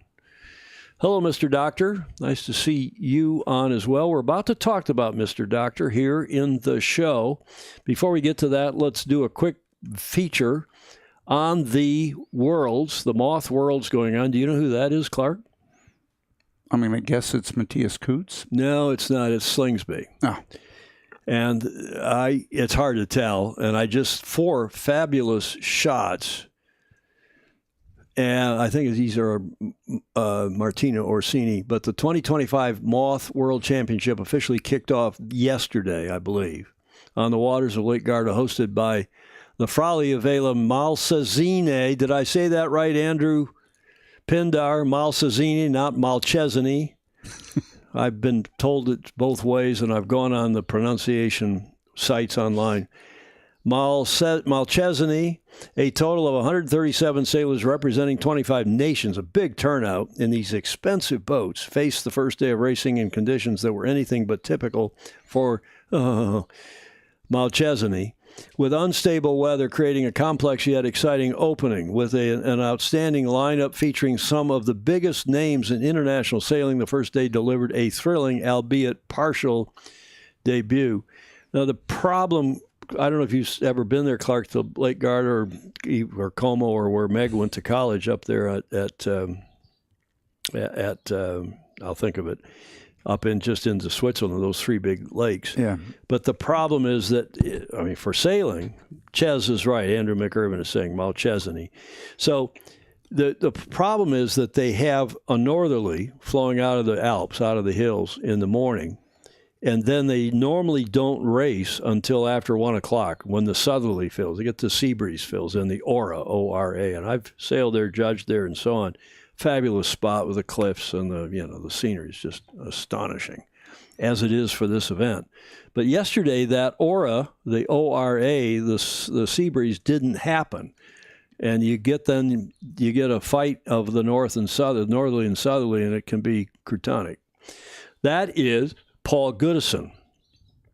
You and I were looking at the names early in the show, but just the lineup of the sailors, you know that is an American, Brad Funk. Mm-hmm. Just astonishing group of sailors there at this event in the 145 strong. Giles Scott. I couldn't find a picture of Matthias Coots, who won the Worlds down in New Zealand. It was at the end of 2024, beginning of 2025, so they called them the 2024 Worlds. And Matthias, they only got the Yellow Fleet going, and I haven't seen results from today. These are yesterday's results. Matthias is the early leader, but it's early days. And Goody, yes. Giles Scott, Goody, they're all legends. And it's just amazing, the top-notch sailors that have been drawn into this. And I thought Giles had the best quote I've seen, thanks to sail-world.com, sail-world.com. Giles Scott, double Olympic gold medalist in the Finn class and currently 6th in the Yellow Fleet, the only fleet that raced yesterday. I don't know what happened today. Quote, today was the first day here at the Moth Worlds, and it was a pretty stormy one. Those in the Yellow Fleet were lucky enough to get 2 races in. They were tough races, especially with the sudden change in conditions as the storm came through. A lot of sailors didn't make it to the finish in the second race. I was glad not to be among them. Overall, I'm happy with my day. Hopefully tomorrow Lake Garda returns to its usual form. I love racing in the Aura, the southerly, and I hope we get more races like that in the coming days. John Emmett is saying that I didn't see any results either, but I haven't looked. Well, it's bloody hell. It's now, I keep thinking I'm on the West Coast, so I'm adding +9 to the time here, and it's not. We're only +6 to the continent, right? So that's what's going on there, and that was Giles Scott. And I just want to thank, again, Martina Orsini for her photos. She's there she's a fabulous Italian photographer. Don't know her well. I've met her. But that event promises to, speak of fireworks here, we're going to see some more, I'm sure, as that event carries on through the rest of this week into the weekend. We'll cover it on because no show Friday. We'll cover it on next Tuesday's show. America's Cup. Shall we talk about that, Clark? Sure. The American Cup boat race. Julia hates it when I call it that. And I have, it's gone quiet. We played crickets on the show a week ago, and people are, you go into the Sailing Anarchy forum, and people are saying, oh, there's imminent action. And I will tell you this, everybody, Clark, I'm talking to all 3 of the so-called Big 3 teams, talking to journalists in New Zealand, and I think I have a pretty good handle of what's going on. And that is that the reason there's no action, as I've been saying, is that the lawyers have been beavering away. Mm-hmm. And they are trying to get agreement on the protocol, but talks have broken down. Mm-hmm. So I can say with a reasonable amount of confidence, in fact, I wouldn't bet my life on it, but I'd probably bet the ranch on it, that they will not get a signed protocol because the Brits, who are the challenger of record, Sir Ben Ainslie and the Royal Yacht Squadron, will not agree to the odious, to use one of my grandmother's favorite words, the obnoxious, the horrific, the crotonic draft protocol. And they're now calling it, first of all, the leaked protocol, which was the first draft, which was leaked to me. As you know, we then discussed it here on the show and talked about how absolutely awful it was. Stunning, awful. And then after all the criticism from me and others, they went back, Russell Green and Grant Dalton, redrafted it and toned it down a little bit, but not enough. And New York and the squadron, meaning the Royal Yacht Squadron, and Ernesto Bertorelli, the Société Nautique Genève, they are not amused. And they have lawyers working hard to come up with alternatives and options. I hear that there's been a very nasty letter sent from Royal New Zealand Yacht Squadron, no doubt drafted by Russell Green and approved by Grant Dalton, to the Royal Yacht Squadron, to the Brits, DBA, as the Challenger record, saying, you know what, or Scheiße, as the Germans would say, or get off the pot. And if they don't, and they won't, I'm pretty sure they won't, then it may be that the Kiwis force a deed of gift match. They may say, you haven't signed the protocol, you have issued a challenge, therefore we'll meet you in 10 months' time in some kind of a boat somewhere. Now, where the 10 months clock starts and where the somewhere is and what kind of a boat it's in are the $150 million questions, or maybe the $300 million questions. So that, Commodores, ladies and gentlemen, is my update on the Cup. The lawyers are beavering away, and this thing, I think, unless Mr. Dalton and the worst trustee in the history of the Cup come to some kind of they finally figure out that they can't force this one-sided, horrific protocol down the throats of the challengers. And that's, I'm afraid, what they're trying to do. And the challengers are smarter than that. I guarantee you, because I'm talking with them. Now, what are the French doing? Well, meanwhile, Magnus the Magnificent writes, great, oh, it's great the French are in, and the protocol's fine, and all of you ought to get off the dime, off the pot, and sign it and get going, because everything's going to be wonderful in Naples in 2027. The French come out, no doubt Mr. Dalton and others put them up to it. No, let's come on, the French, everybody come in. We're going to have a great event in Naples in 2027. The rest of you ought to come in. We're happy with it. We'd signed it. And, there's a possibility, I suppose, that the Royal Yacht Squadron will say, a pox on all of your houses, and we're out of this. And then Mr. Dalton goes and tries to get another challenger record, presumably the French. Meanwhile, the Italians are down in Cagliari. They've got another boat. They got a new AC-40. They're training now with not one but two boats because Mr. Dalton made their LEQ-12 illegal in this protocol, the draft protocol. Mr. Dalton and the Royal New Zealand. So here's my hope. Tell you, Clark, here's my hope. My hope is that the Royal New Zealand Yacht Squadron finally come to their senses and say to Mr. Dalton, we're the trustee, not you. We're going to go back and negotiate with the Royal Yacht Squadron and their representative team, Athena Racing, Sir Ben Ainslie, and we're going to come up with some kind of an agreement. And by the way, we're going to do it here in Auckland. Oh. That's what they should do, in my opinion.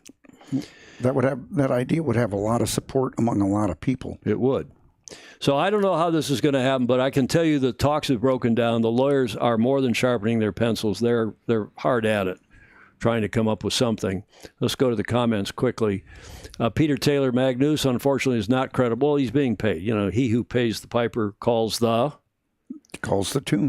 tune. And, that's Magnus's job, and he does a good job of it. And as long as we all recognize what he's about. Now, it's not going to be a TP52 as a match race for a DOG challenge.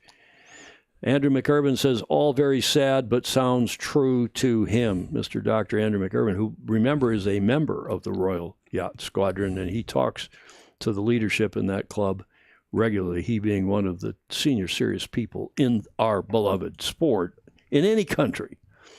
Ted Ryman, I totally agree with you, Tom. It should be in Auckland. Well, we'll see what happens. There's some rumors that maybe there's going to be something coming out of Auckland this weekend. There's a guy called Christopher Reeve who writes in the New Zealand Herald, and he's been telling some people that, there's going to be some announcement this Sunday or maybe Monday. And if there is, it's going to be coming from Team New Zealand and or the Royal New Zealand Yacht Squadron, not from these other challengers, because they've had a guts full of it. They all have. I know what the name of the legal firm is that's beavering on behalf of the Royal Yacht Squadron, and I'm not going to name it. Well, I will name it. It's Sullivan and Cromwell. Esteemed big firm. So one of the whitest of white shoe firms in the world. So that's who's One Hears is working on. I've got way more scoop than that. I'm not at liberty to say it. Let these big three challengers, the Challenger Record Royal Yacht Squadron, the British, they are the British, and Ernesto Bertarelli, Société Nautique Genève, meaning Alinghi, and the Swiss, and New York Yacht Club's American Magic, who are the representative team of New York Yacht Club. Those people are smart. They got plenty of dough, and they're gonna get their way one way or another, I suspect. The AC is scandalous. Knocked me over with a feather, Steve Cooper is saying. Did you see Jonathan Frank's previous comment? No, what did he say? Well, he said that perhaps instead of lawyers beavering, that beavers lawyering would get a better result. Peter Taylor, the best lawyers and solicitors, barristers I have worked with are world-class beavers. Oh, the beaver jokes are going to come now. They're going to come now, but that's the state of play in the American Cup boat race. And nonetheless, notwithstanding, and I maintain that they're a great yacht club and a great group of people, poorly led at this point in history, but they've been well led in the past, in a beautiful city, on a beautiful piece of dirt right there at the foot of the bridge, and a fabulous clubhouse, the Royal New Zealand Yacht Squadron. Sadly, they are the worst trustee in the history, not just the modern history, in the history of the Cup. And I just hope they sooner or later come to their senses and tell Mr. Dalton to go pound sand, and then some. Okay, that gets us happily to the last leg. Ed Worley is cheering for the challengers, too. Terrell will be spending money on lawyers rather than boats. Good point, Mr. Dr. Andrew McIrvin. He always comes up with good points, doesn't he, Clark? Well, you know, lawyers' kids need orthodontia the same as everybody else's. So, the last leg for this show at 14 minutes before 6 o'clock here in the East, where we are at the Portage Yacht Club, and we're going to give you a quickie preview of the Admirals Cup because it's coming up just in a couple weeks. There is the esteemed trophy that's been in abeyance for 22 years, sitting out front of the St. James Place Clubhouse. I've spent a few nights in there, Clark, playing the guitar, singing songs with any number of people from around the world, royalty and otherwise. Fabulous spot, fabulous clubhouse, fabulous club celebrating their 100th year. And the 2025 Admirals Cup will be organized by the RORC, the Royal Ocean Racing Club, at their clubhouse in Cowes. They've got this beautiful rehabbed clubhouse down on the Isle of Wight. Racing will consist of a combination of inshore and offshore racing. And in future shows, we will focus on not only, well, we're going to focus today a little bit on the Australian team, a little bit on the Brit team, but then we are going to focus on the U.S. and other teams coming in for the Admirals Cup, which Mr. Dr. Andrew McIrvin has played a big role in. He got saluted the other day by Seahorse magazine for his role as chairman of the steering committee to revive the Admirals Cup. But here is a report from Australia from Crosby Lorimer that I thought was the best preview. It's from a week or so ago, but the best preview I've seen on the Admirals Cup. In just over a month's time, the much-vaunted Admirals Cup returns to the inshore and offshore racing scene after a very lengthy hiatus of 22 years. The Admirals Cup was long considered the World Championships of offshore racing, so this revival will be a key event for the Royal Ocean Racing Club, which celebrates its 100th anniversary in 2025. When the regatta was last run in 2003, it was won by Australia with a two-boat team out of the Royal Prince Alfred Yacht Club. But it was already evident by that stage that the event was well past its heyday years of the 1980s and 90s. To be sailed out of Cowes on the Isle of Wight off England's south coast, this slimmed-down update of the regatta, in which the two-boat teams represent clubs, not nationalities, has attracted 15 teams from some of the world's most famous yacht clubs.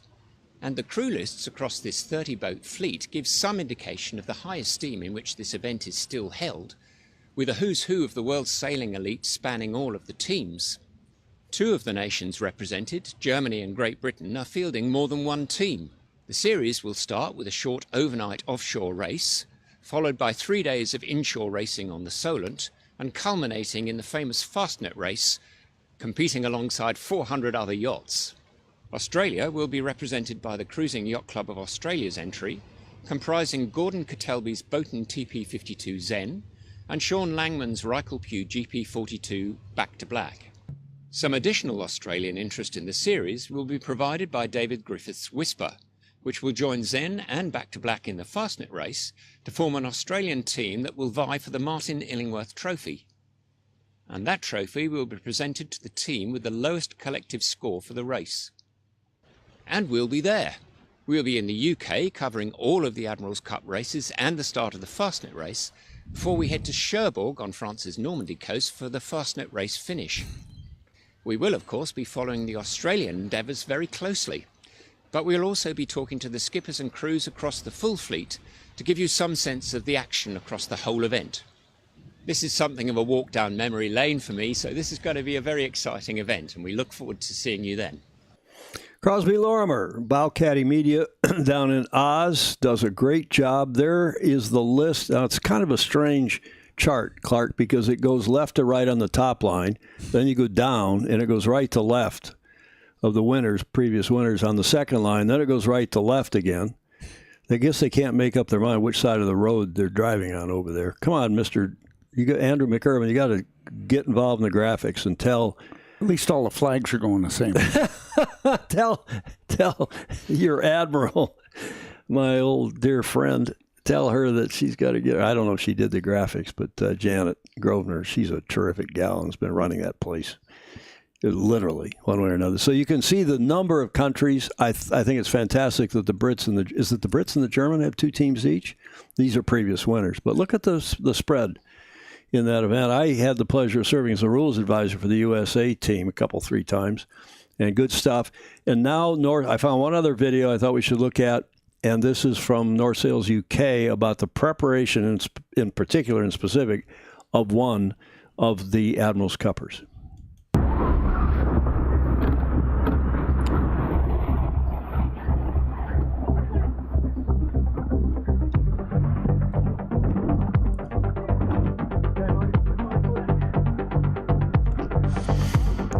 Hi, my name's Rory Wright and I'm with North Sails and I'm the mainsail trimmer on Eno Noir.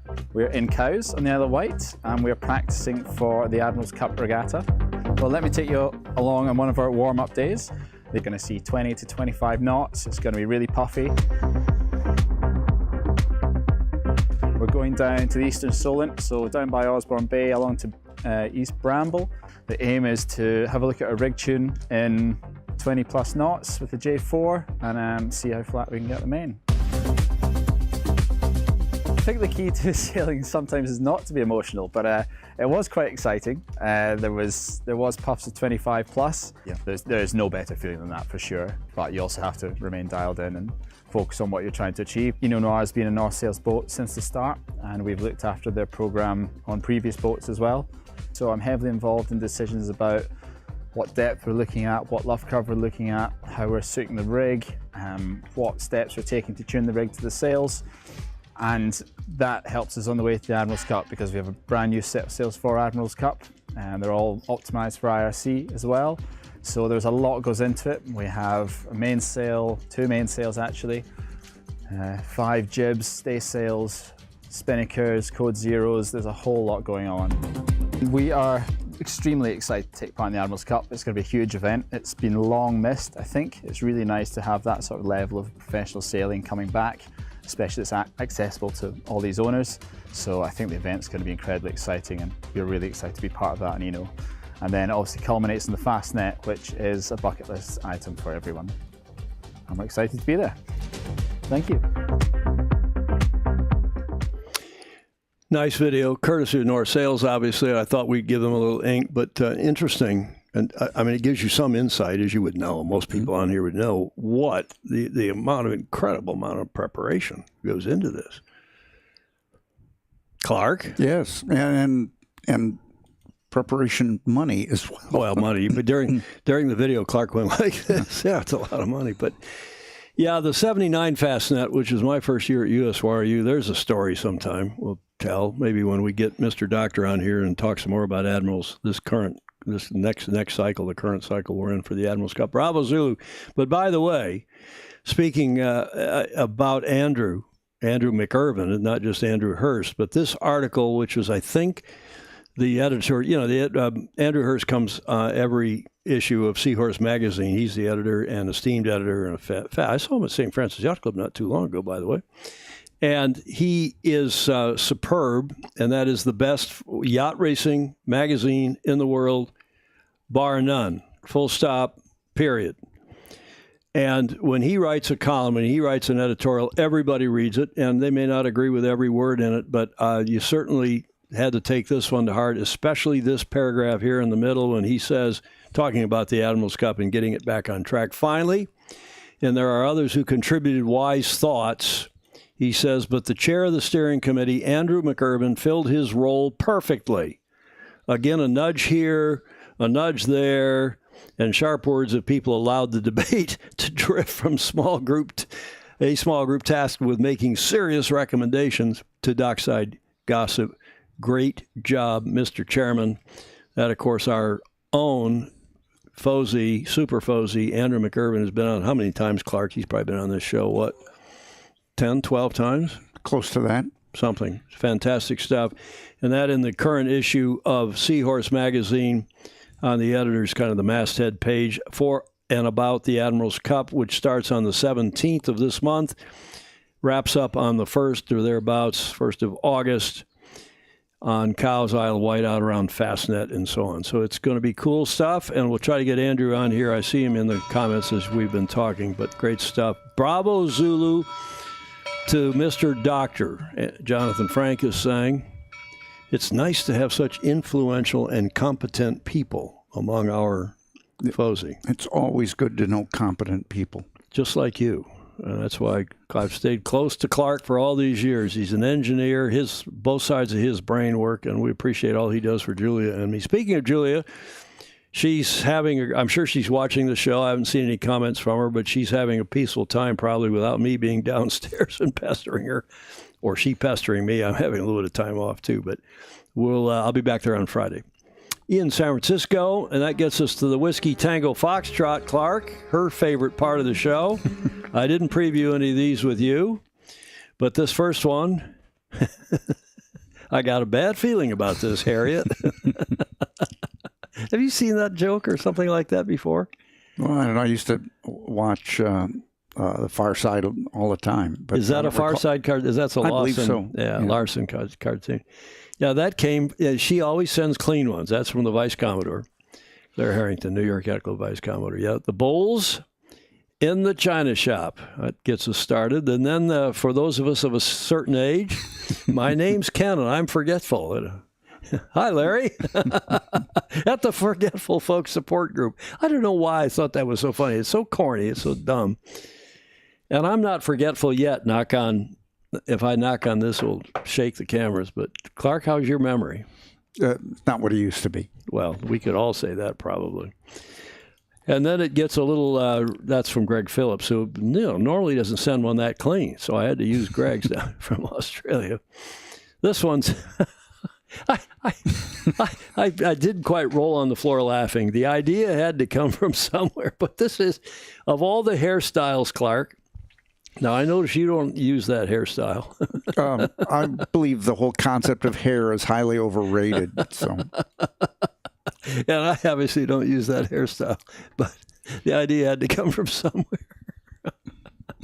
That's from Ryman. It was also clean. All of these that got sent in this week were clean. And then finally, this one's a little more racy. Stop looking at boats. Why can't you look at porn like a normal husband? Guess who that came from? Dolly DeVola down in Australia.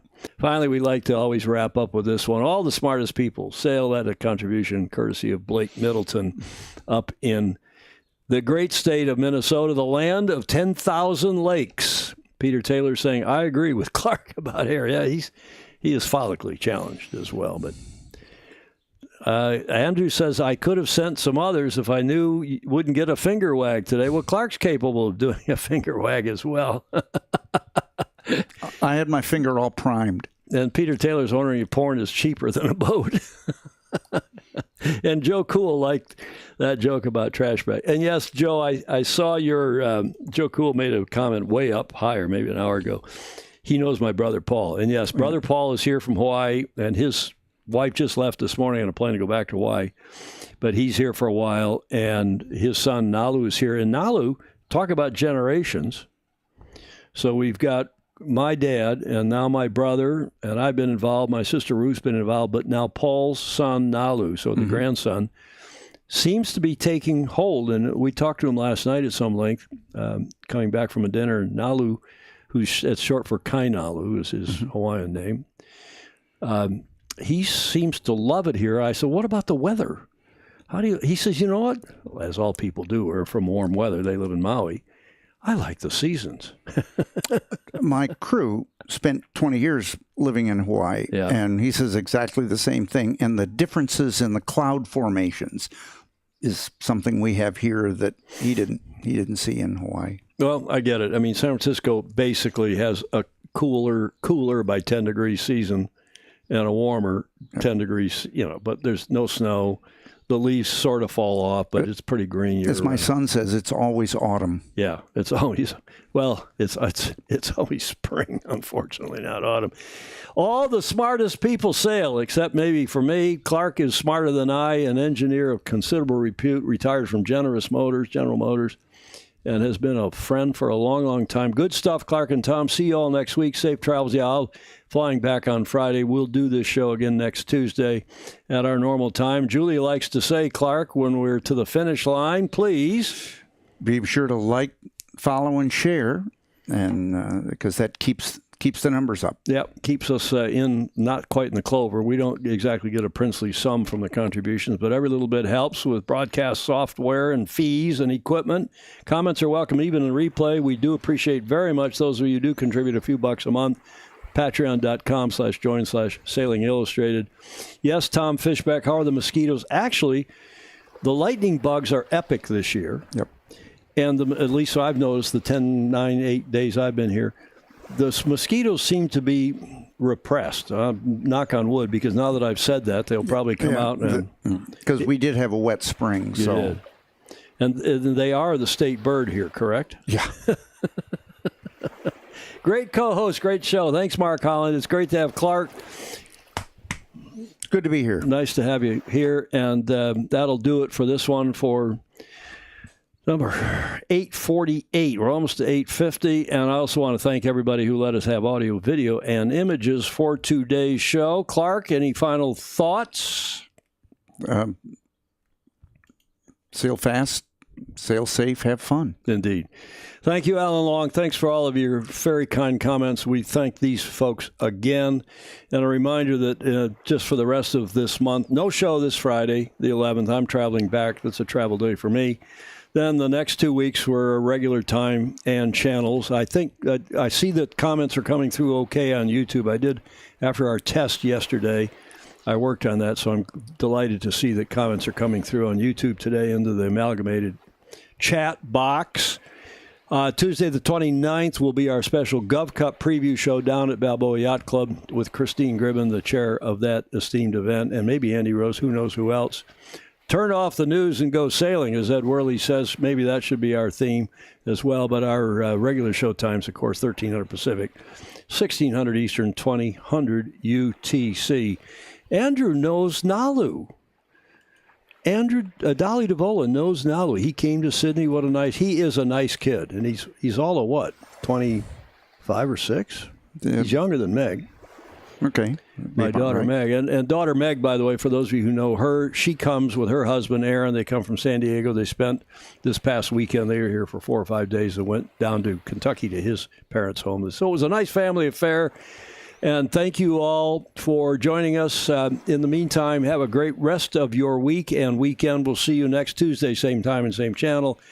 And as Clark has said, and as John Emmett has said, sail fast, sail safe, and have fun. Ciao for now.